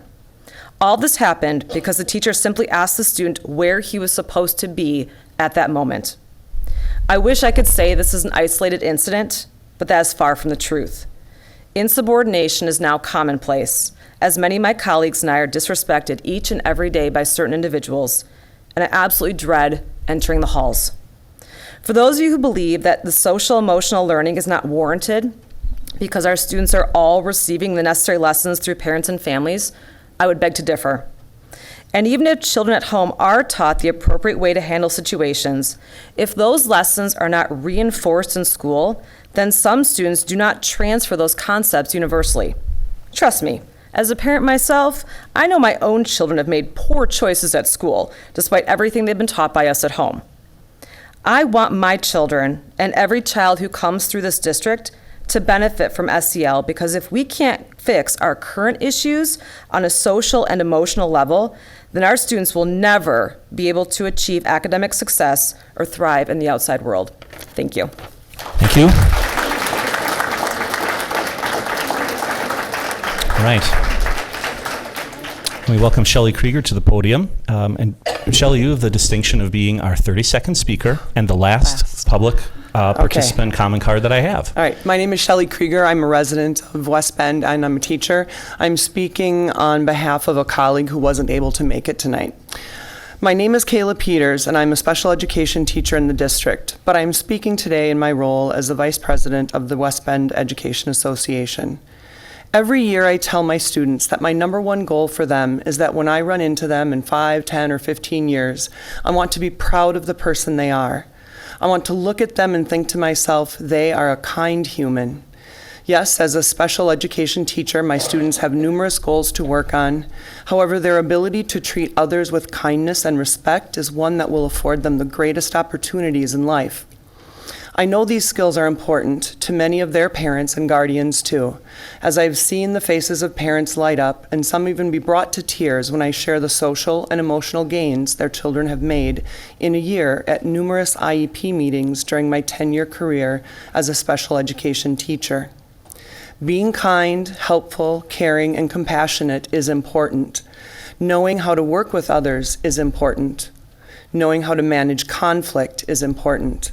These are skills that all children, regardless of backgrounds, family dynamics, or abilities, need to be taught. We as a community need to show our students, our future generation, that we value these skills, and we need to do so by bringing social and emotional learning back into our schools. In the words of Maya Angelou, I've learned that people will forget what you said, people will forget what you did, but people will never forget how you made them feel. Let's make sure we teach the students in the West Bend School District how to make sure that lasting impression they leave on people by the way they treat them is a positive one by voting yes to bringing back a social and emotional learning program into our buildings. Thank you. Thank you.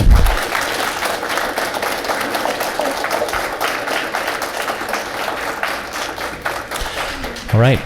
As I have no additional public participation cards, that will close our public participation section. I'll just pause by saying thank you to each and every one of our speakers for your thoughtful comments, for taking time to address the board. All right. Next, we'll address our consent agenda.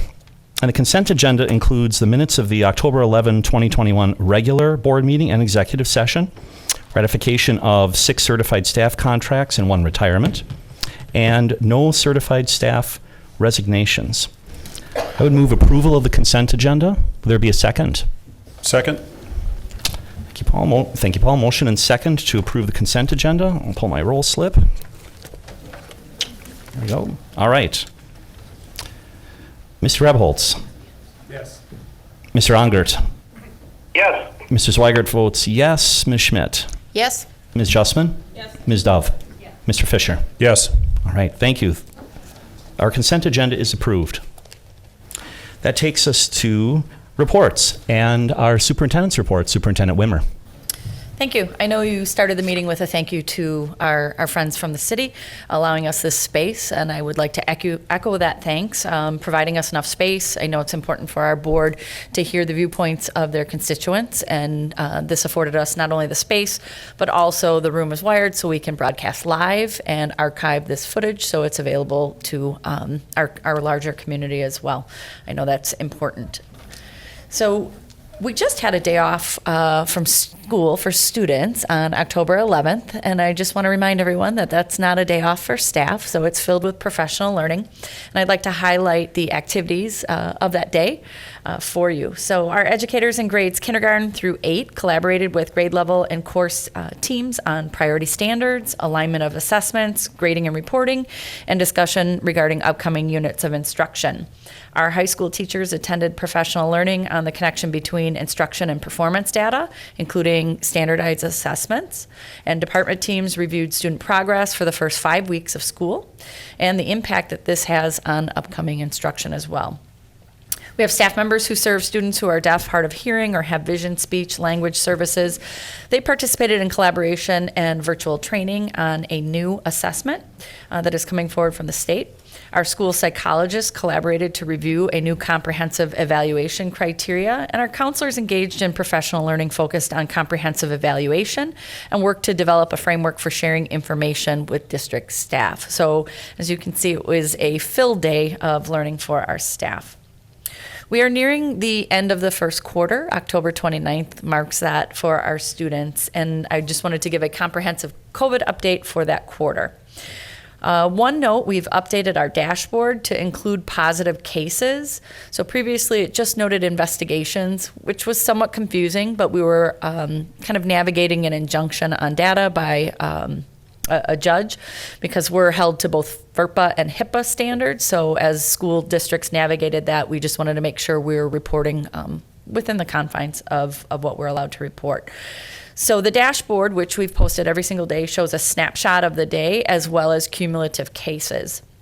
Thus far, we've had 338 positive cases. However, we have just shy of 6,000 students, 900 staff members, 9 sites, which counts the high school as one campus, plus an additional 6 community partners that serve our 4K. Of our 5 sites, when you look at that snapshot, because that number over 300 can be pretty scary, 5 sites haven't exceeded 10 cases on a single day. 3 sites haven't exceeded 20 in one day. And our high school had their highest day weeks ago at 112 cases. And again, there's 2,000 students present. Our student cases, 191 of them involved investigations, meaning after we initiated and completed contact tracing, other close contacts in a school setting or a school function were identified. For many of our cases, students or staff were not at school during a time in which they were deemed contagious, hence that much smaller of a number of investigations we needed to do. We continue to monitor our data every single day, and we move quickly to shift in mitigation phases that we set at the beginning of the year where needed. To date, 11 classrooms have shifted in phase. 3 classrooms, all at elementary, have moved to distance learning either for a period of 1 or 2 days to quickly kind of stop something that we saw emerging. And 3 different games were impacted during our fall athletic season.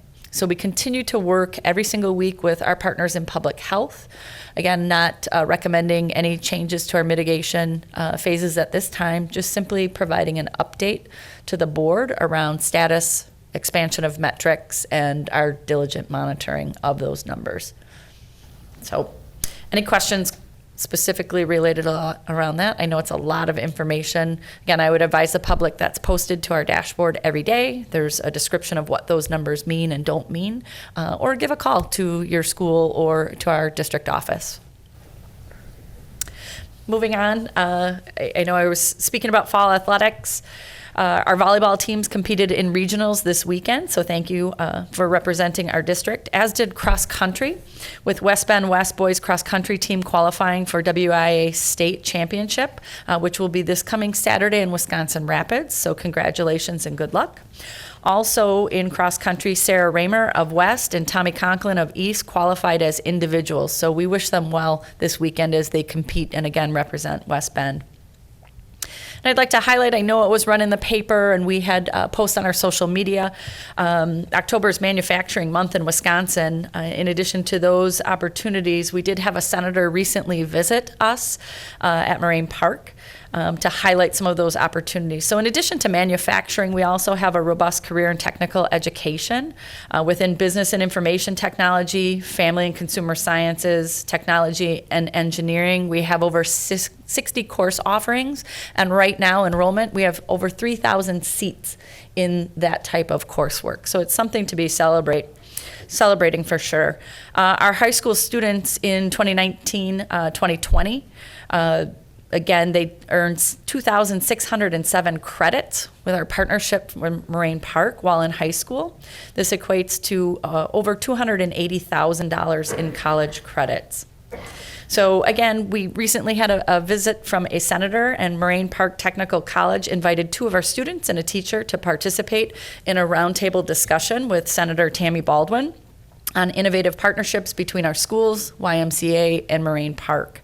So it was Mason Higgins, Brady Davidson, who got to explain firsthand how they've taken credits at MPTC and manufacturing while they're in high school, and they're well on their way to technical degrees and careers. So our technical education teacher, Jacob Gitter, also was able to highlight opportunities in our schools, as well as that collaboration with Moraine Park. So we're really proud of those students and the teacher for representing and being able to provide firsthand information around opportunities that we're providing to students. Any questions?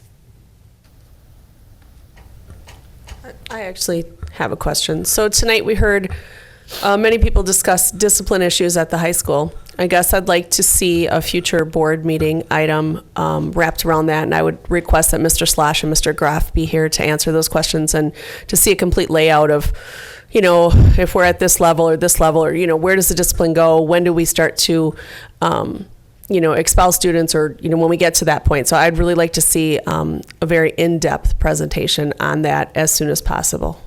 Sure. So noting that, you know, we have a spot on our agenda where we're looking at future agenda items. I'll make note of that now so you don't have to restate that during that time. But we can certainly put something together, behavior in general in the district, and then focusing on the high school as you've asked.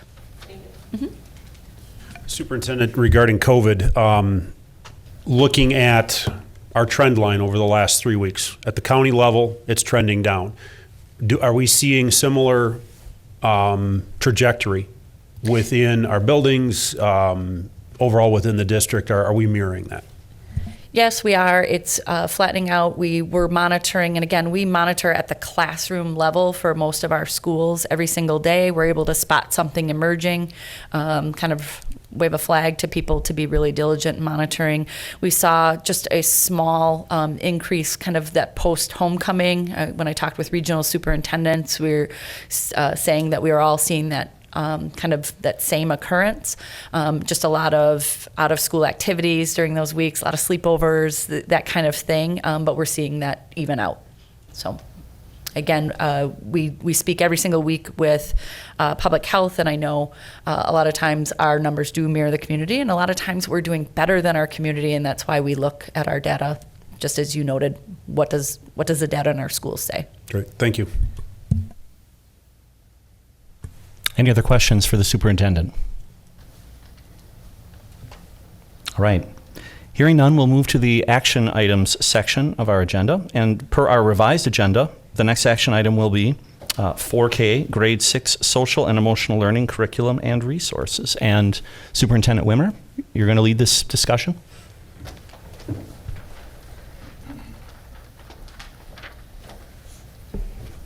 Our Director of Student Services, Emily Melstrand, will be joining me. Here she is. As previously discussed, we were sensitive to community feedback, and we've approached social and emotional learning, treating it as a comprehensive curriculum. We heard tonight a little bit about Tier 1 instruction or universal instruction, which is something that we deliver to an entire class. We're choosing to treat that as a curriculum, meaning it's subject to a curricular process. So we took that right back to committee. We provided opportunities for feedback and listening to those pieces. Tonight, we're confident in bringing forward the 4K through grade 6 curriculum, noting that second step is the resource, primary resource that would be used. The majority of our feedback that we received thus far has centered around 7th and 8th grade, and we're sending that back to committee to just be in attention to that feedback. There's some lessons initially we've already identified for removal and things that we need to review. So that will be November 2nd. So I just want to make sure that everyone understands we're simply asking for action tonight on the 4K through grade 6. And I'll have Emily highlight just a few of the changes that we've made to that to ensure it's representative of what we want in our classrooms. Thank you, and good evening, and thank you very much for all of your time tonight and your attention to this very important matter. So we are bringing forward, as Superintendent Wimmer just indicated, recommendations regarding our hopeful implementation of the social emotional learning curriculum K4 through grade 6. And we are recommending Second Step as our primary resource with some modifications. Now, when we have had the opportunity to review both within curriculum committee and with community partners, the specific lessons, there really has not been a lot of focus or specific feedback given about lessons under grade 6. However, we were really trying to be consistent in our application of the information brought forward through different community members, organizations, and such. So we did have a couple of recommendations to make as part of this proposal. 4K kind of stands alone, and we're recommending the use of Second Step as our primary curricular resource for the early learning program. It's actually a kit. It's not a digital-based program, so it's that box of materials that have children's stories, puppets, manipulatives, and such focused on the social emotional learning competencies. And we are not recommending any modifications to that lesson format. Grades kindergarten through 6th, we are recommending the use of the Second Step Elementary Digital Program. And that is the digital resource that many of you have had the opportunity to view specific lessons, where it's kind of a built-in PowerPoint. There's videos and stories and activities that go along with those learning competencies. In addition to that, we're recommending the Second Step Bullying Prevention Unit, and that is focused on grade levels kindergarten through 5th grade. And that's actually not a digital tool. It's the kit, just like the 4K is kind of a kit or a hard copy format, and it's focused on bullying prevention. At 6th grade, that becomes a digital option. So I just kind of want to highlight that difference, because 6th, 7th, and 8th grade, it's digital. We're not talking about 7th and 8th grade here tonight. And under 6th grade, the bullying prevention units are actually hard copies or kit versions. Some of the recommended modifications to lesson formats at the kindergarten through grade 5 lessons include the following. We did want to be in attention to the fact that there were some requests to modify a visual Likert scale that is used in some of the lessons, asking students to rate different things, understanding of material, emotional responses to different situations using a fist to 5, and we're recommending that teachers use a 0 to 5 instead of the fist to 5 format. We're also asking for permission to utilize some of the hard copy supplementary materials, including the Sing Out Loud CD. And that's a music CD that includes songs that promote how to be a listener, how to walk in line, body basics, things like that. The manipulatives and visuals from the grade level kits are also being recommended as supplementary resources.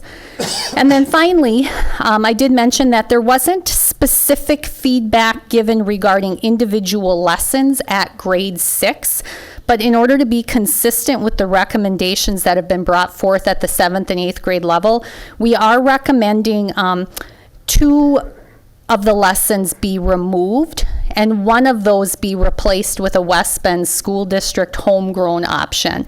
So lesson 1 really focuses on kind of an introductory to Second Step, and it's intended to talk to kids about some of the experiences or challenges that they may have at the middle school level. And in doing so, it references and talks a lot about how Second Step will support that. And one of the things that we've really heard throughout this process is the importance of helping kids also identify who the trusted adults are in their lives that can help support them through some of the challenging experiences that they might have at that level. So our school counseling team did a great job of putting together a lesson that directly addresses not only some of the experiences kids may have as new middle schoolers, but also who and where they can go for help. So it identifies various trusted adults both in the school environment and in their home environment. So our recommendation is that we remove lesson 1 from second step and that we insert instead our homegrown version of that, who to go to or who are your trusted adults. And then we're also recommending the removal of lesson 13. This lesson really is the compilation of the lessons that precede it, focusing on individual skills needed to recognize, respond to, and report bullying. And it's really a community response, and to be consistent with what we are recommending at other levels, we are proposing that that is also removed. In addition to the recommendation around the curriculum and the resource of second step, we also just wanted to highlight that we have created a communication structure to support the implementation of the lessons or of the curriculum. And the communication structure has been created to ensure that families receive communication about upcoming lessons prior to the lessons being taught. We want to be very much in attention to the fact that parents want the information ahead of time. That gives them the opportunity to be responsive. We are absolutely recommending that we allow students and families to opt out of individual lessons or the entire set of lessons if they choose to do so. And having the information ahead of time will allow parents to be responsive throughout the school year. In addition to that, the communication structure does allow, or include, I should say, targeted prompts for families to be using at home in conversations with their students. So one of the things that we've heard throughout the process is the importance of families to be able to tailor or personalize some of the learning to what they believe within their family structure. And those prompts will really allow parents to extend conversations, add to conversations and such, and that will be communicated in advance of the lessons. Did you have, Yep, I got it. And then the other thing I just wanted to mention within that communication plan, in addition to setting our staff up so that they're able to communicate proactively to parents, it also includes mention to staff very clearly and consistently to bring them in attention to some of the changes that we've recommended. So, for example, it clearly identifies the lessons that are being recommended for removal, the replacement lessons, and any modifications throughout the learning plan. I think that's a perfect segue. Is that a perfect segue? One of the concerns we also heard was around modifications. If we're using a digital platform or something of that nature, might they be able to change it on us, and that somehow seeps into our curriculum? Again, our boards and administrations kind of method of using this and treating it as its own curriculum means that all the lessons, all the changes that Emily's spoken about and are listed in those lessons and in those documents, what you approved tonight is what can be used in our classrooms. Any changes to any of those lessons, resources, et cetera, has to then go right back to the curriculum committee for review in consideration for any review or revision at all. And that then needs to come forward to the full board. Again, one of the things that we really wanted to focus on was the transparency of this curriculum, treating it differently than it has ever been in the past, our ongoing communication, and that element of choice for our families. So again, this is something that I know the board in our conversations and our team really feels strongly about is creating transparent curriculum that's accessible to our families. I know we continue to work with providers of digital tools so that families could access those in our home. It's something that we would still work on. Tonight we're simply seeking that 4K through grade 6 lessons as outlined, understanding that second step would be a primary resource. Superintendent, question then on Committee for Children's position on those changes. Obviously, being a digital product, part of the benefit there is, hey, we can theoretically change the curriculum on a whim to make it timely and speak to whatever a current event might be. Is this putting them into a different mindset because we're putting tight change control around this, that you can't just post something tonight and have it as part of next week's lesson? It needs to go through a formal curricular review. is that new for them, or do they understand that and that's been their process all along? That's generally been their process. They're more of a curricular resource. It's not something that's responsive like a current events curricular. It's set around standards that are going to be progressive and just a little bit different. So you don't see them too often putting out a one-off lesson around something that's occurred. But again, our checks and balances, how we're approaching it, would stop that practice from occurring in this as a curriculum. Thank you. Superintendent, you talked about choice, and I think this board has always supported families' right to choose. Can you walk me through, if somebody decides to opt out, what does that look like? What does that process look like? How easy is it? How does that work? Sure. Again, one of the pieces of treating it like a curriculum, posting it, making it accessible, and the communication framework that Emily noted was that prior to any lessons, there would be an alert to families around what's upcoming. So we're creating a proactive opportunity for them to review the material, ask questions of their teacher. Hey, I want to check in, have conversations that front load as a family to reinforce whatever they'd like to reinforce. But when it comes to maybe something is at odds or not a lesson you want your child to participate in, it could be at the lesson level, it could be at a unit of study level, it could be any of those. And it's simply connecting with the principal through a phone call, an email, a note. There's no special form or anything. Just convey your wishes so that we can document that and ensure that the staff have been informed and that we can respect that. Superintendent, could you speak to, there were comments made tonight in regards to new laws at the state level, I believe have not been signed into law by the governor yet. Also this comment about potentially losing funding in the future.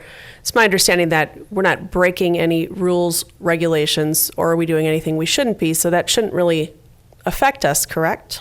Correct. While we monitor that closely, and I look at the schedule of when those may be entertained, we actually are in our schedule of policy reviewing in spring the curricular, so we'd be able to align that. But no, none of this is out of alignment with a legal expectation. We don't risk sanctions by putting this in place.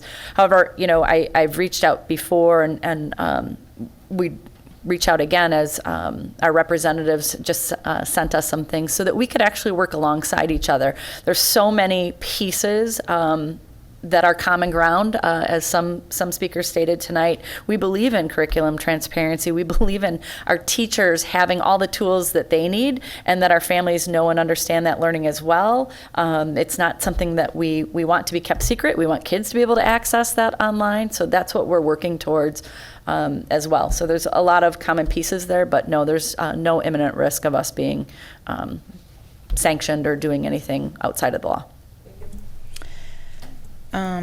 It was also mentioned that we could potentially have a policy that mirrors the state assembly bill.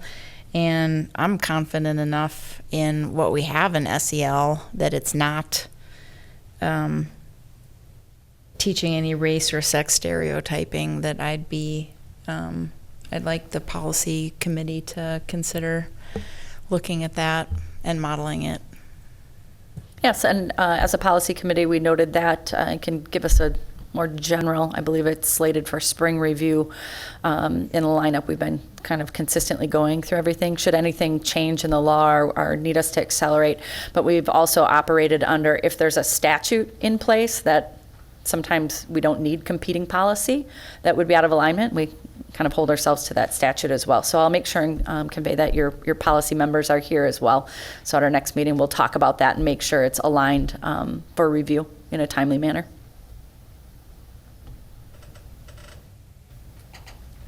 Can you talk a little bit more about the communication piece? I was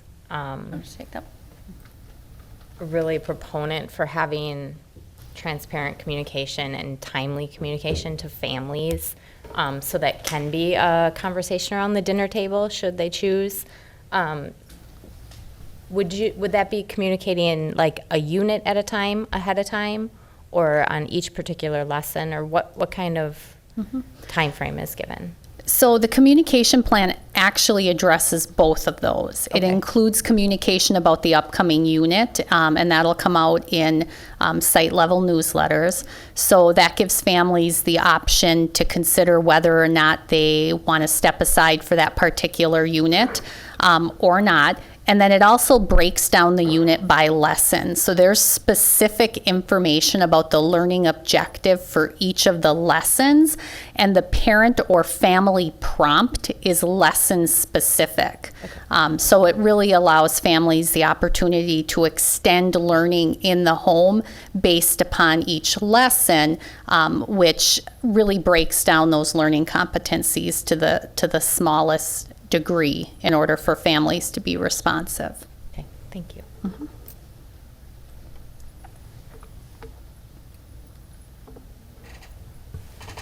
Other questions? Not a question, but I guess just a comment of the millions that are rolling through my head right now that at the risk of stating the obvious, like Nancy, I'm dismayed to hear about what goes on at the high school. I know what happens in the lower levels as well.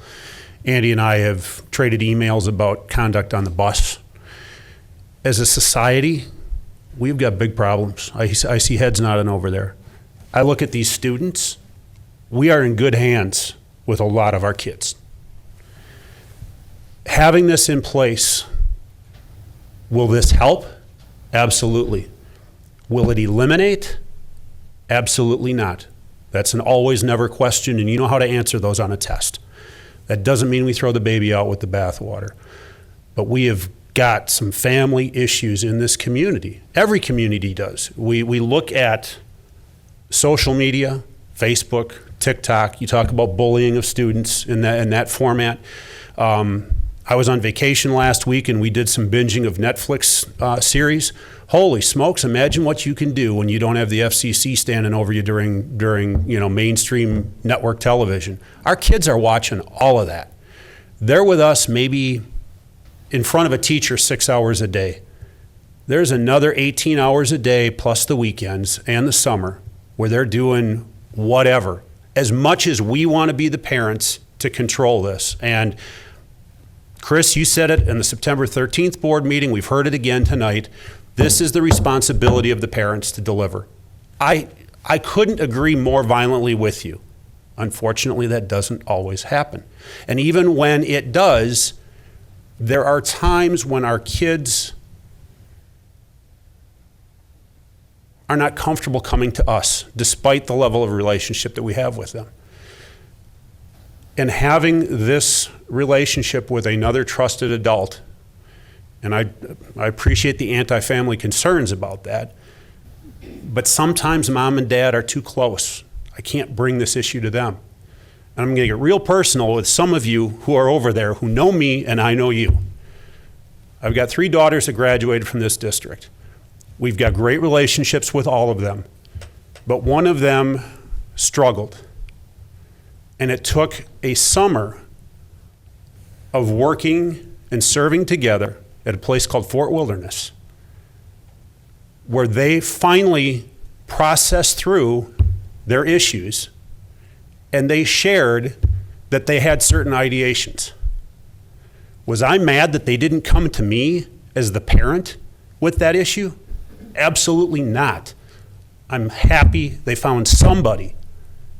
And would this content, having been in place while they were coming through the lower grades, have helped them in processing that? Perhaps. But I got an email from a teacher last week who spent some time with a student who was visibly shaken. And they said, hey, come on in, sit down, talk to me, what's going on? That student, during lunch, was talking with their peers, and their peers were recounting their weekend experience with their dads. And why this student was so troubled is they hadn't seen their dad for the last 3 years. Now, for those who like to miss the obvious point, the point here is not, well, where was dad? Why wasn't he in the picture? The point is, dad isn't in the picture, and this student struggles. Yeah, they probably, hopefully talked with mom when they got home, or whoever that trusted adult is. But that afternoon, if they wouldn't have had this teacher to discuss with and help process through this, all the teaching that student received in the afternoon would have been washed away because their head wasn't in the game. They're distracted and over here. We need to give our students the mechanisms to process the trauma that they're dealing with, to find people, to establish relationships, to be able to talk that through. I guess that's enough. Thank you. I just have one quick comment. Since I was the person who made the motion to pause this, I want to be very clear. I'm about compromise. And I said it that night, and I'll say it again. None of us are going to leave 100% happy tonight, okay? The idea of compromise is that we do something that's best for all. And maybe I'm not 100% happy, and maybe you're not. But we have to think about all students. And I think that we would be naive to think that all families have exactly the same thing going on at home that maybe my family has, or Tawny's family, or Chris's family. All families are very different. And so the idea that this doesn't need to be discussed at school is false. And if you live in that land, you're living in a fantasy land. We heard time and time again that there are problems at the high school. I'm sure Mr. Allman would tell us there are problems at Badger. And I'm sure Mr. Kasich, who I saw in the audience, would tell us there are problems at McLean. So the idea that everyone has the same experience as you is wrong, period. So I made the motion the last time, or the suggestion to pause it, because I felt that we needed more study. I want to commend the curriculum committee because I think you did a tremendous job of pouring through this. I want to commend the administration because I know you spent, I don't even want to think about the amount of hours. I'm assuming it was in the thousands by the time it was said and done. I appreciate the comments made by everyone. I appreciate the attention to detail that we're looking at for the 7th and 8th grade curriculum, and the comments that were made, and the fact that we are looking to compromise and make changes that try and alleviate some of the stressful content for some people, lack of a better word. But I really want to make it clear that it seems to me that the overriding situation here is that our students need more support than what we're currently giving them. And I commend you all for your time and your efforts.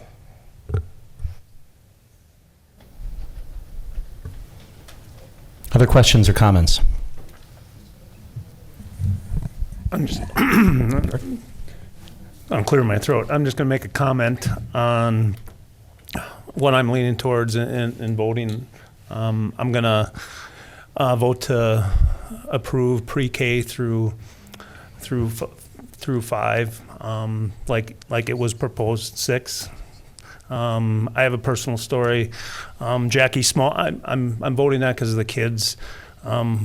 Jackie Smalt's son, who committed suicide, my daughter went through confirmation class with him. I got to know their family a little bit.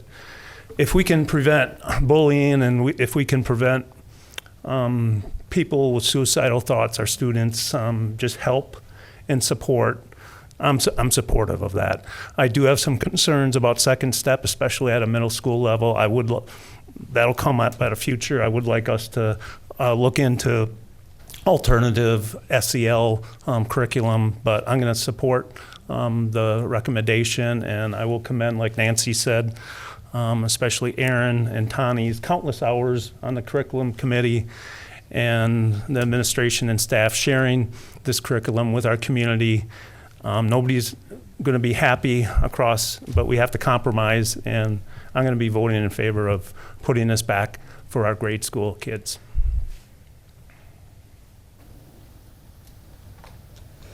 I'd like to make a motion to approve social and emotional learning curriculum for grades 4K through 6 using Second Step as a primary resource. Second.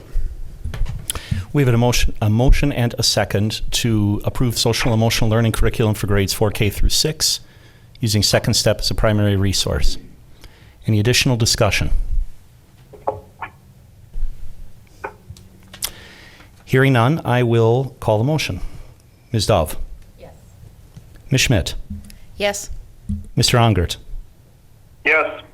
Mr. Rebholz? Yes. Mr. Swigert votes yes. Ms. Justman? Yes. Mr. Fisher? Yes. Thank you. That motion passes. Right. So that closes that particular agenda item. We will move on to our next agenda item. And ladies and gentlemen, certainly you are free to leave. We invite you to stay for the remainder of the meeting. We'll pause just for a moment while the individuals exit if they wish to do so.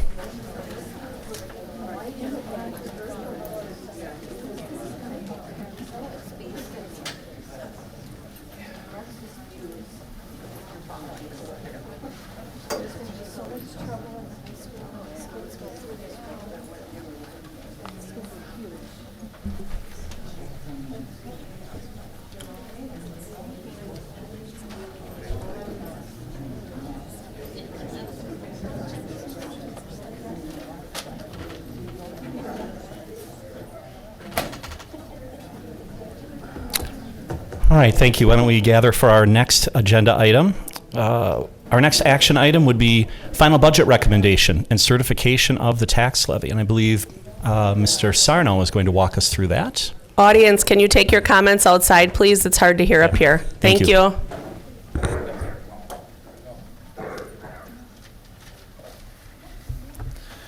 Good evening, Mr. President, members of the board, Superintendent Wimmer. Thank you for the opportunity. We have a culminating event tonight. Approximately 12 months of work has gone into action brought forward to you this evening. We have a final recommendation for the 2021-2022 budget included in the packet. We have an updated, and this is new information that was made available by October 15th from the Department of Revenue, the Department of Public Instruction. New information regarding a revenue limit worksheet. Final third Friday enrollment is recorded. I'll share some additional information of that in a brief presentation. We have final state aid information. If you recall, it's the revenue limit equals property taxes plus state aid, which is not necessarily true. Revenue limits are calculated. There's a formula for the state aid, really, with the remaining amount, meaning it comes from the property taxes through a levy. But we have updated information you can see down in the revenue limit worksheet that is utilized through the information brought forward this evening, still holding a tax rate flat at $7.97 on average across all parcels, municipalities of property in the district. Mr. Sarno, could you repeat that last sentence? Yes. So across all pieces of property, across all municipalities, our $6 billion, what we will be levying, the recommendation approximately, and let me jump back on that, approximately $47,580,517 would be the recommended levy, resulting in a mill rate of $7.97 on average. Which is flat. It's That's a not flat- no change there. Correct. Yep. And for how many years has that been flat? Do you have that information? This would be the fourth year, 3 prior years plus this year's recommendation. So if the board took action with this information, it would be 4 years in a row. I'd equate it to a sales tax. Sales tax in Wisconsin, 5.5% since 1982. Which a loaf of bread I apologize, loaf of breads are not taxed.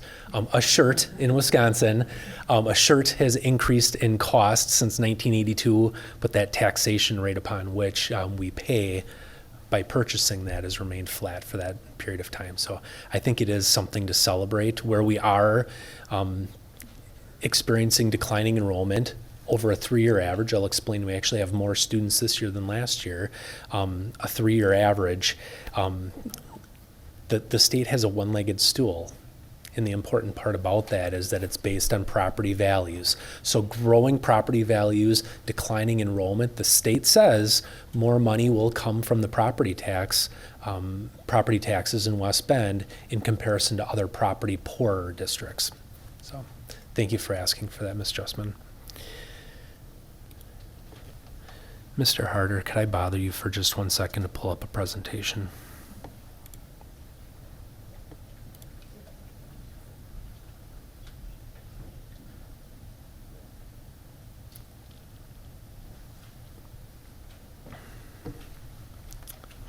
It's the six slide. It's in the executive, down scrolled. Go up, down, yep. Go down. Scroll down. Or no.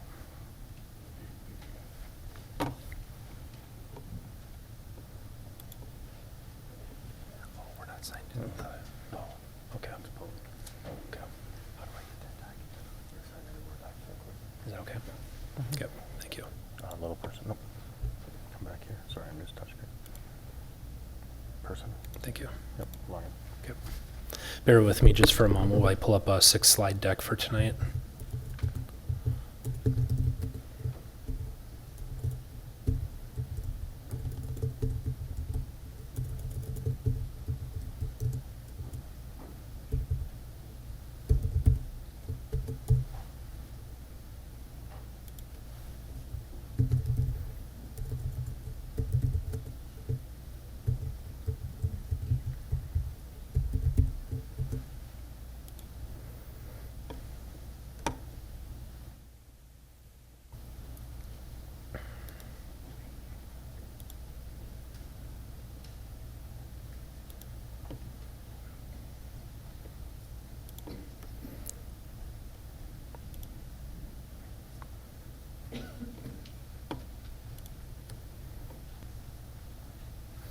Okay with this? Yep, thank you. This evening, there's a recommendation at the end that'll be brought forward. We're going to be recommending a final budget, a levy, which is a dollar amount, and a mill rate, which is a taxation rate. Brief agenda for the evening. This is updated information. I will share the variances based on the September budget hearing that was brought forward approximately a month ago. Again, that's updated information from the Department of Public Instruction, Department of Revenue. I'm going to share the variances based on what took place based on early September until now. And then, as I mentioned, there's a motion that will be brought forward that shares the levy or the dollar amount, the mill rate or the taxation rate, as well as a final budget. All three items are under one motion. The things that have changed since September, where we estimated and we've been having a declining enrollment simply based on graduating more seniors than kindergartners that come in. We're estimating originally about a 234 student decrease, and that information has been updated. We actually have a 73 student increase, so we're over 6,100 students. We thought we were going to be dipping below the 6,000 student threshold this year, but we've maintained that. We believe that's a factor of both growth, new housing permits that are actually generating new children, as well as an impact of COVID, where students may have left either through open enrollment or even homeschooling. But we do believe that that's growth. We're not quite sure at this point in time if that's going to be a trend, but it is an interesting anomaly at this point in time. The actual impact of that, though, and this is a factor of the revenue limit formula that I just had up, more students that we get to keep through that 3-year average, the DPI or the state legislature, as a part of that language, says that we get $1.1 million less than we originally estimated. Odd. However, there's over approximately a $2 million positive impact for next year and in future years, because we have two different exemptions that hold us up financially as we have that declining enrollment. And so as we look at the 2022-2023 budget, we have a starting point that's much better than the original budget from September. We estimated our property value growth at 7.3%, the final numbers, and that was based on R.W. Baird, our financial advisors, do a study every year leading into the summer. Our actual was $6.7 million growth, so about $27.8 million less. I calculated the impact on the mill rate, and it was literally 75 cents on a $150,000 home. So very minimal, I mean negligible, if it's even worth saying it's less than a pack of gum. So that property value growth does not really have an impact on the numbers that we're looking at tonight.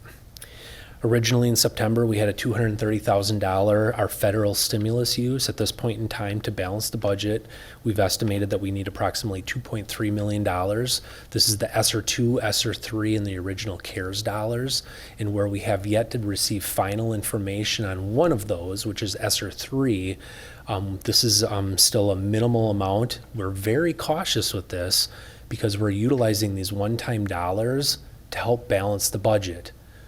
We have addressed more teachers this fall because of the increased enrollment. We've been addressing potential learning loss through other intervening mechanisms. So that's all been captured in this budget, but we do have a balanced budget. We're using some federal dollars for that. Other information, and I need to be really careful on how I share this because this is money that the district does not even see. The private school vouchers, we originally estimated to be about $3.6 million. We'd estimated that to grow by about 40%. And the actual was only $2.75 million. It was a 21% growth. That's now several years in. However, students are still cycling through with the kindergarten and other grades for those families that qualify for this. And again, the net impact of this is minimal because it's money in and money out. We don't even see that. It's recorded on our books as a revenue and an expenditure, but it's not acknowledged. So it does impact the mill rate, it does impact the levy, but this is not something that impacts the district's bottom line. The defeased debt, the original proposed amount back in September was $3.7 million. Based on other contributing factors with state aid, which we'll talk about in a second, that $1.1 million decrease in our revenue limit at this point in time to adjust for a flat mill rate, recommendation of defeasing $5.35 million has been incorporated into this budget. As I indicated, and again, one of the big formulas is that revenue limit. The big first piece of that is the state aid. We received initial projection based on the Department of Public Instruction July 1st numbers of $29.3 million. That did increase by about $650,000. One of the contributing factors why there's a recommendation to increase that defeasance, to be proactive in retiring that referendum debt from Badger, Silverbrook, Green Tree dating back. So as we approach 2028, setting those dollars aside in an interest-bearing account to be proactive. We heard that as a part of the 2019 referendum. This accomplishes that goal. And as I indicated, fourth year in a row, proposed flat mill rate of $1,000 of assessed value. And it's been flat. That was proposed back in September, proposed flat, $7.97 again. I think it's really important to continue to share several times. Balanced budget is being brought forward within our general fund and all associated areas, special education, our non-referendum debt, all of those areas have a reconciled, balanced budget. I'd certainly entertain any questions if you're wondering anything, for that matter, discussion among the board.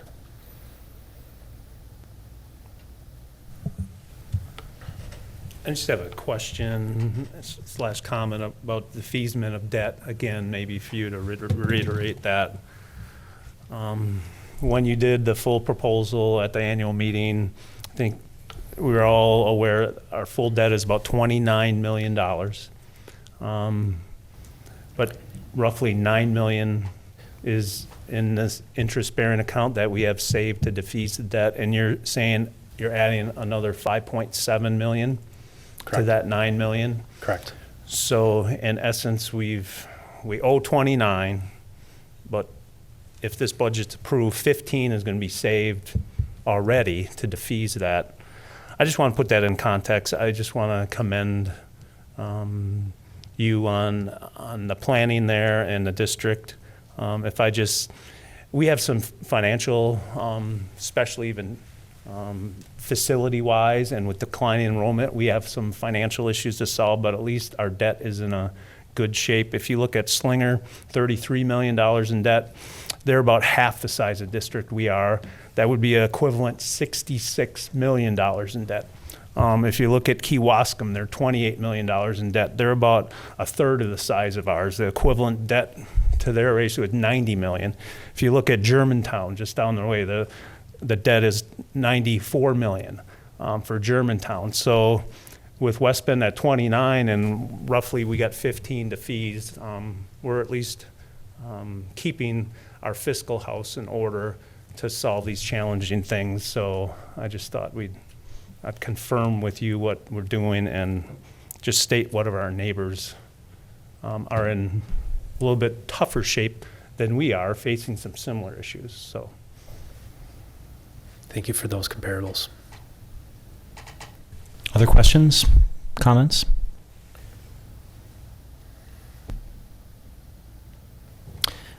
Hearing none, I would move to approve the proposed final budget as presented.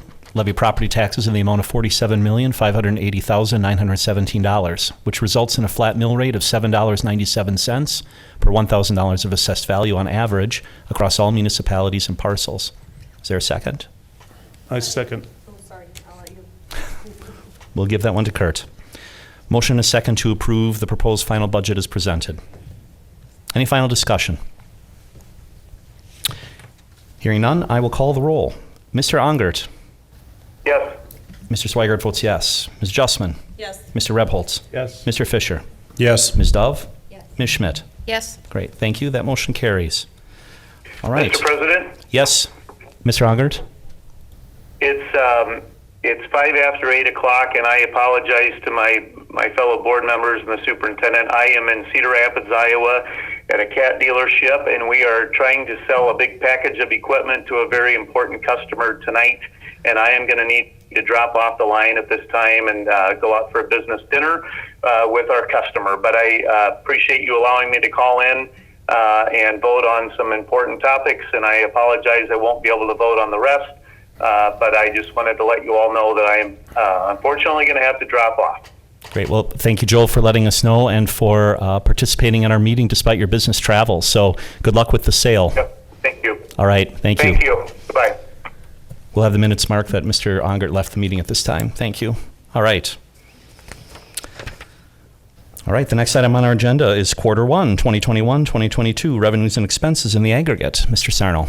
Thank you. I have the honor, and this is something that I'm proud that we have a consistent format where we do present on for the consent agenda on a monthly basis. We have the ability to bring this forward, not just for the board's awareness, but also for the community's awareness, a quarterly update. During the debt rating call this last summer, this was noted in the report that this has meaning. So it got specific questions. We were able to be open about what we share and how it's discussed. So thank you for this opportunity as well. Full disclosure, this was contingent upon the approval that just took place in the prior agenda. So this budget reflects what was just passed. But what I like to do, and this compares this year's original budget, again, that was just passed, to the quarter one activities. So July 1st through September 30th. In that percentage of the activity, it also compares last year's revised budget, which was amended in May, to the quarter one activity, again, July 1st through September 30th, that budget to actual, and then the percentage of quarter one to quarter one. I have some areas highlighted, so usually in blue, in why there's a variance, and there's usually an explanation. I have some brief notes as well to take a look at that. So we're just going to briefly go over this. As I indicate here, based on this year's activity, we have a balanced budget within our general fund. The large majority of our activities that we speak about last year with other miscellaneous sources, there's a large variance because we received a payout of our prior clinic prior to moving to the Freighter clinic. That was one-time dollars that were realized, but by all means, pulling those dollars out, we're very consistent with prior years in quarter one. Expenditures, oddly enough, we've been utilizing this year. People have been taking a very frugal approach to spending dollars, and so when we take a look at the consumables, which are the supplies and other materials, we've been utilizing some inventory, and we've been curbing, and we've been seeing a trend in this over the last couple of years, not even just since COVID, but leading into it, we've been taking a more frugal approach. People have been making sure that those expenses have value, and I think this directly shows that.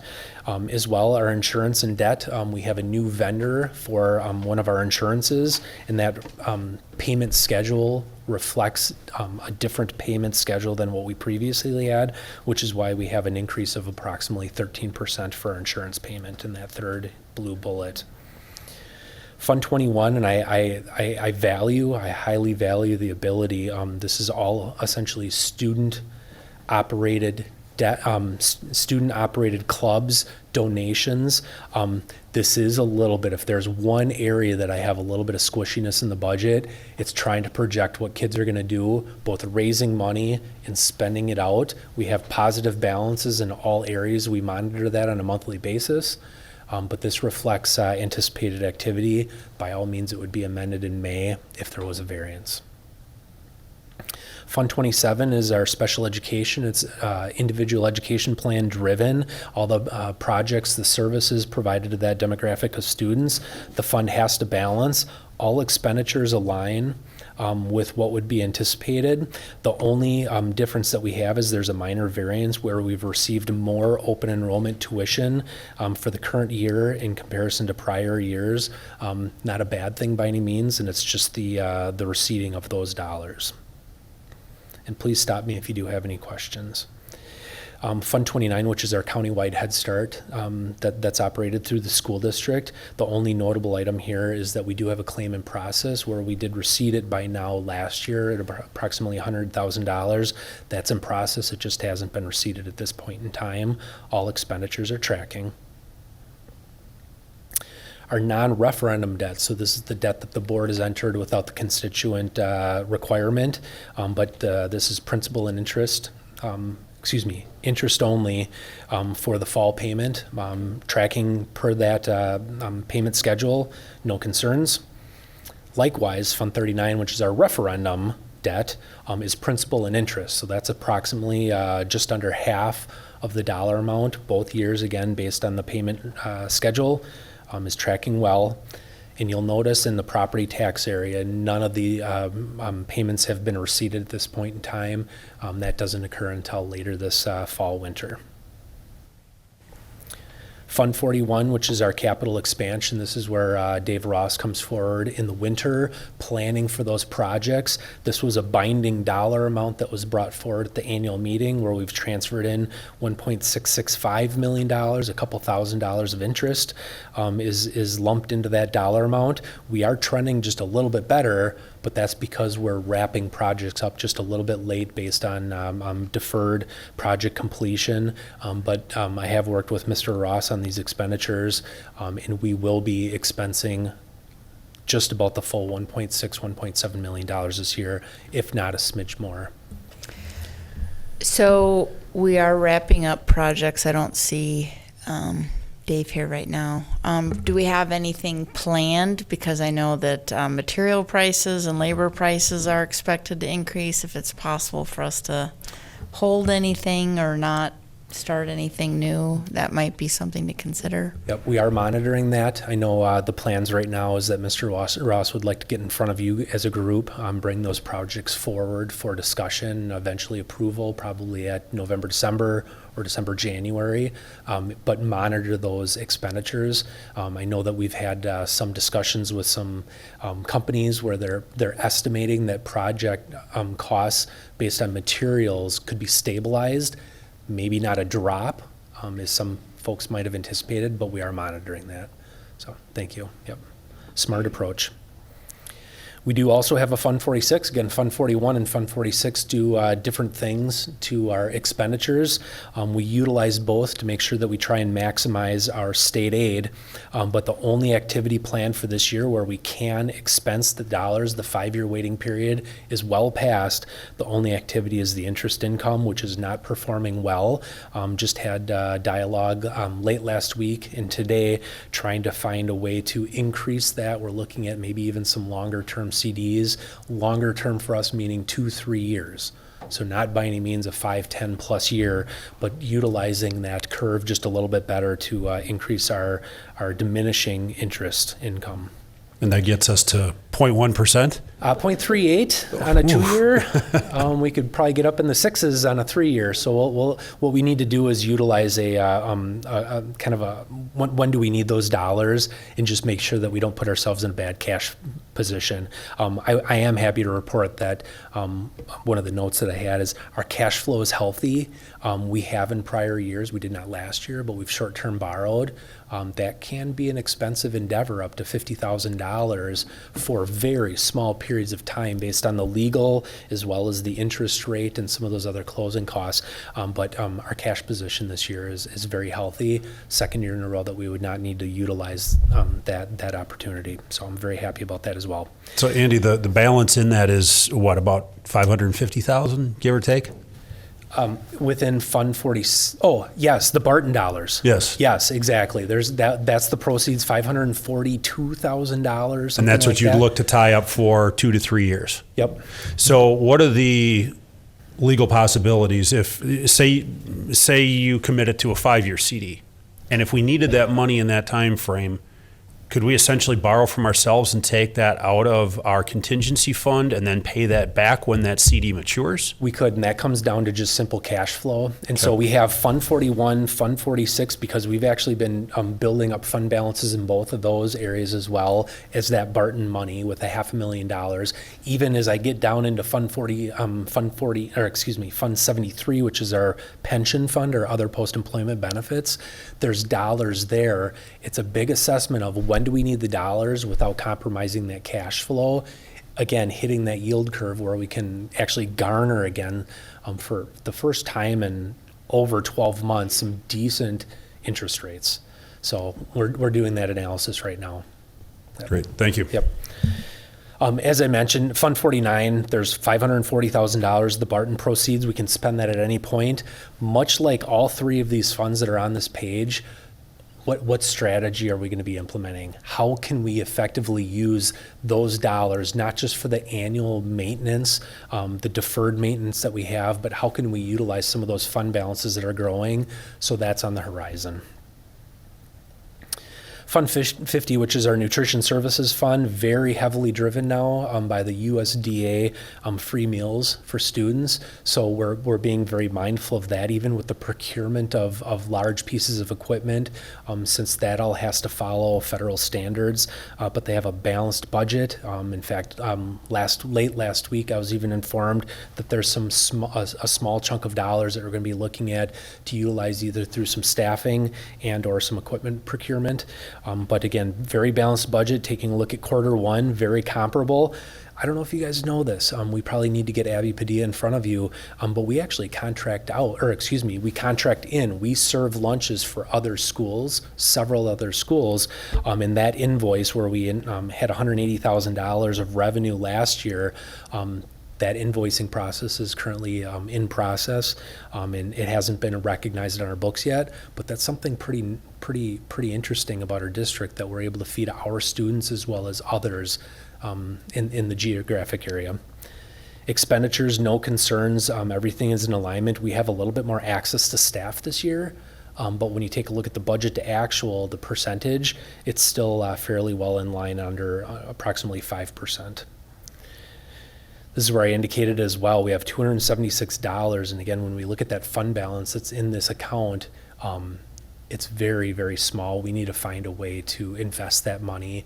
Again, make sure we don't compromise our cash flow, but find a way to garner, because that's the point of having this fund designated for that, is to be able to have that interest to help future years' liability. No real concerns at this point in time. In fact, the way that I'd state Fund 73 is that we're just getting better and better at recording the revenues with the retiree payments, as well as acknowledging the employee costs, the retiree health insurance costs. So I'm getting better and better at that every year. The last area that I have, so community services, which is what I call anything outside of the typical school day. Those projects that we talked about at the annual meeting, we have to disclose that, but this is the dollars related to our middle school sports, our school resource officers. Again, anything outside of the typical school day, even some of our pool expenses, trending very well, minor variance. I take a look at the 52.3%, well, that represents about $300. So minimal dollar amount, high percentage, but that's just for a due and fee for a registration for a middle school sport. The last piece that we have, and it's pretty great that we're able to offer, Aaron Felber coordinates our boys hockey cooperatives. We're the fiscal agent. We run that all through here. We transfer money from our general fund athletic department in, but we also receive, money from other schools participating on a per athlete basis. We reconcile that every year. We've had a little bit of eagerness where somebody paid us last year for a student, but yet at the same time this year we've already registered for a tournament. So, but minimal activity until the season really starts getting underway. Happy to answer any questions if you have any. Went through that fairly quick, but I do appreciate the opportunity to get in front of you. Any questions for Mr. Sarno?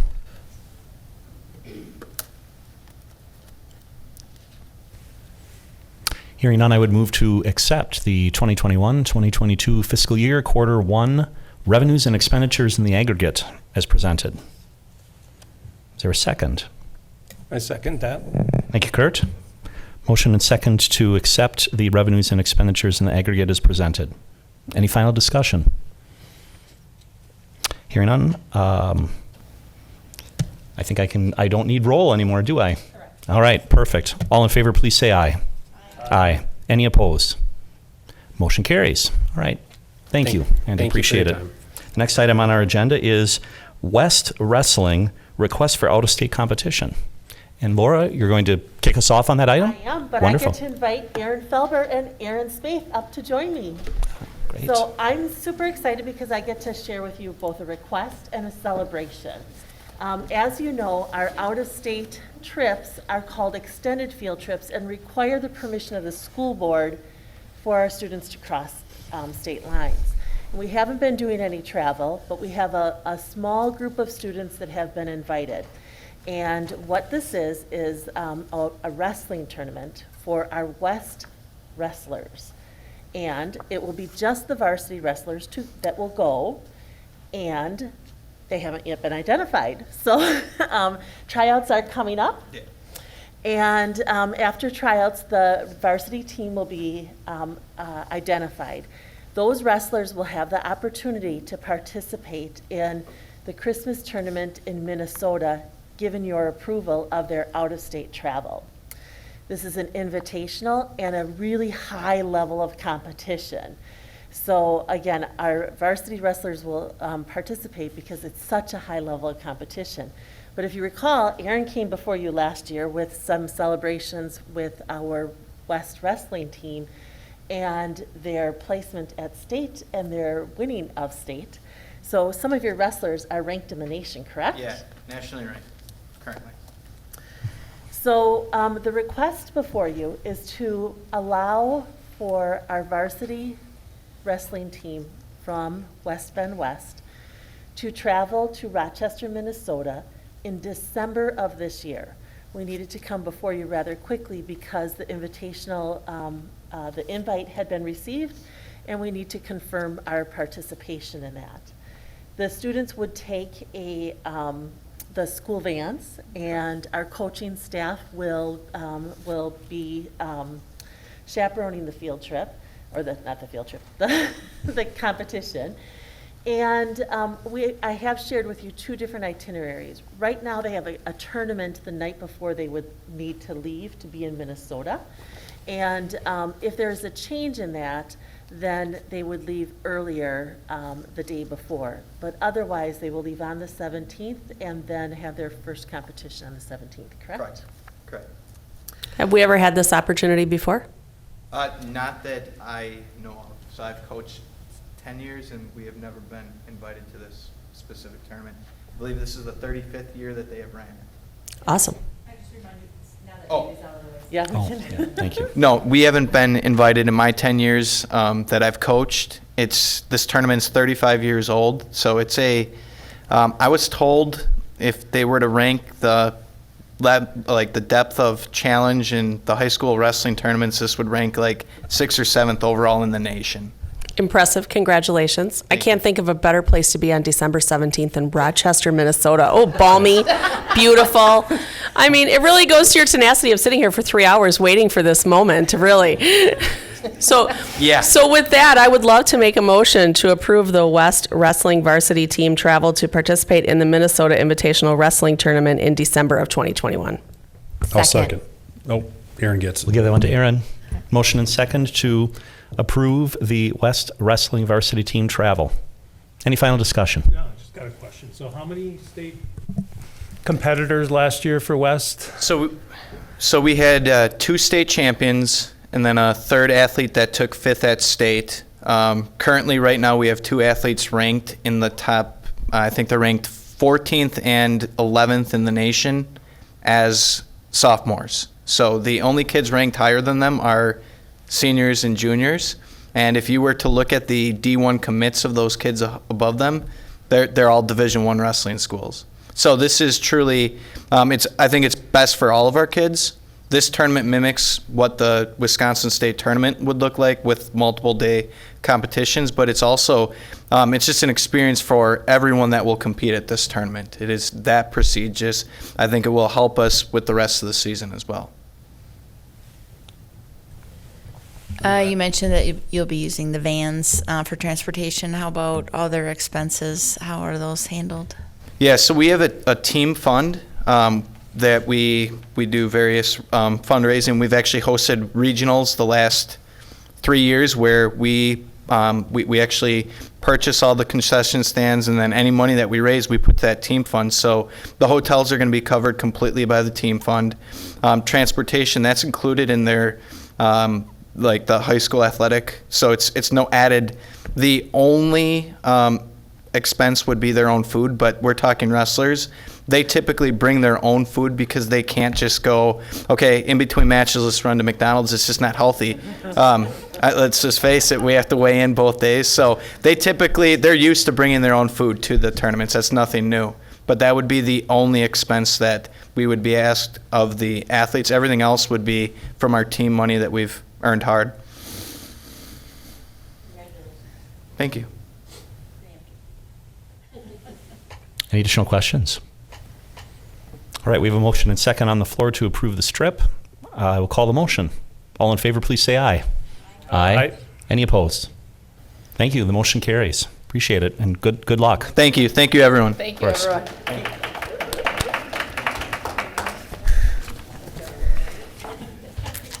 All right, we have a pair of action items around some course approvals. Start College Now courses is the first, and Laura, you're going to walk us through that. I am. Thank you. I come before you every October and every March with these two action items.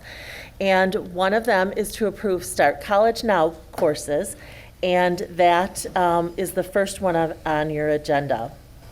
Start College Now allows our high school students to take classes at the technical college, and the district is funding the cost of that. They can take up to a certain number of credits, but it gives them the opportunity to begin classes in their area that they want to focus their career on. So for some of our kids, they're exploring careers that they may want to take, but this gives them access to start classes at the technical college. So the students submit their applications, and then those are reviewed by the criteria that's outlined in the board policy in order to determine what courses meet the criteria for the students. So one of those is an 80% match criteria, and another one is credit deficiency. And again, students can access courses through Start College Now at the technical college, and you've heard Mr. Harder share about students who graduate high school nearly finished with their associate's degree, and that it is through this program that they do that. So the request is to approve the courses that the students have selected for the spring semester of 2022. Any discussion or questions? Hearing none, I would move to approve participation in the Start College Now courses in spring of 2022. Is there a second? Second.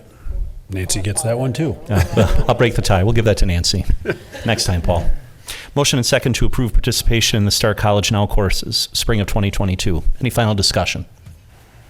Hearing none, all in favor, please say aye. Aye. Aye. Any opposed?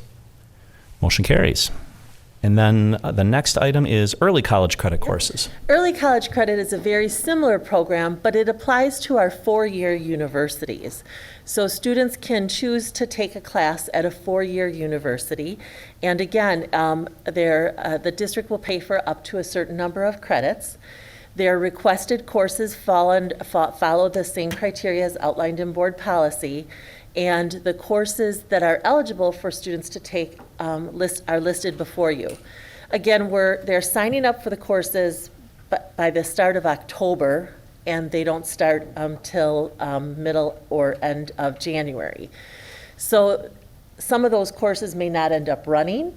So students typically list, some students will list many courses, but they're only allowed to take a certain number.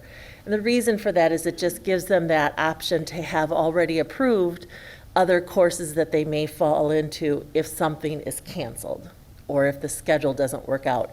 Because they're doing this without the course schedules in front of them.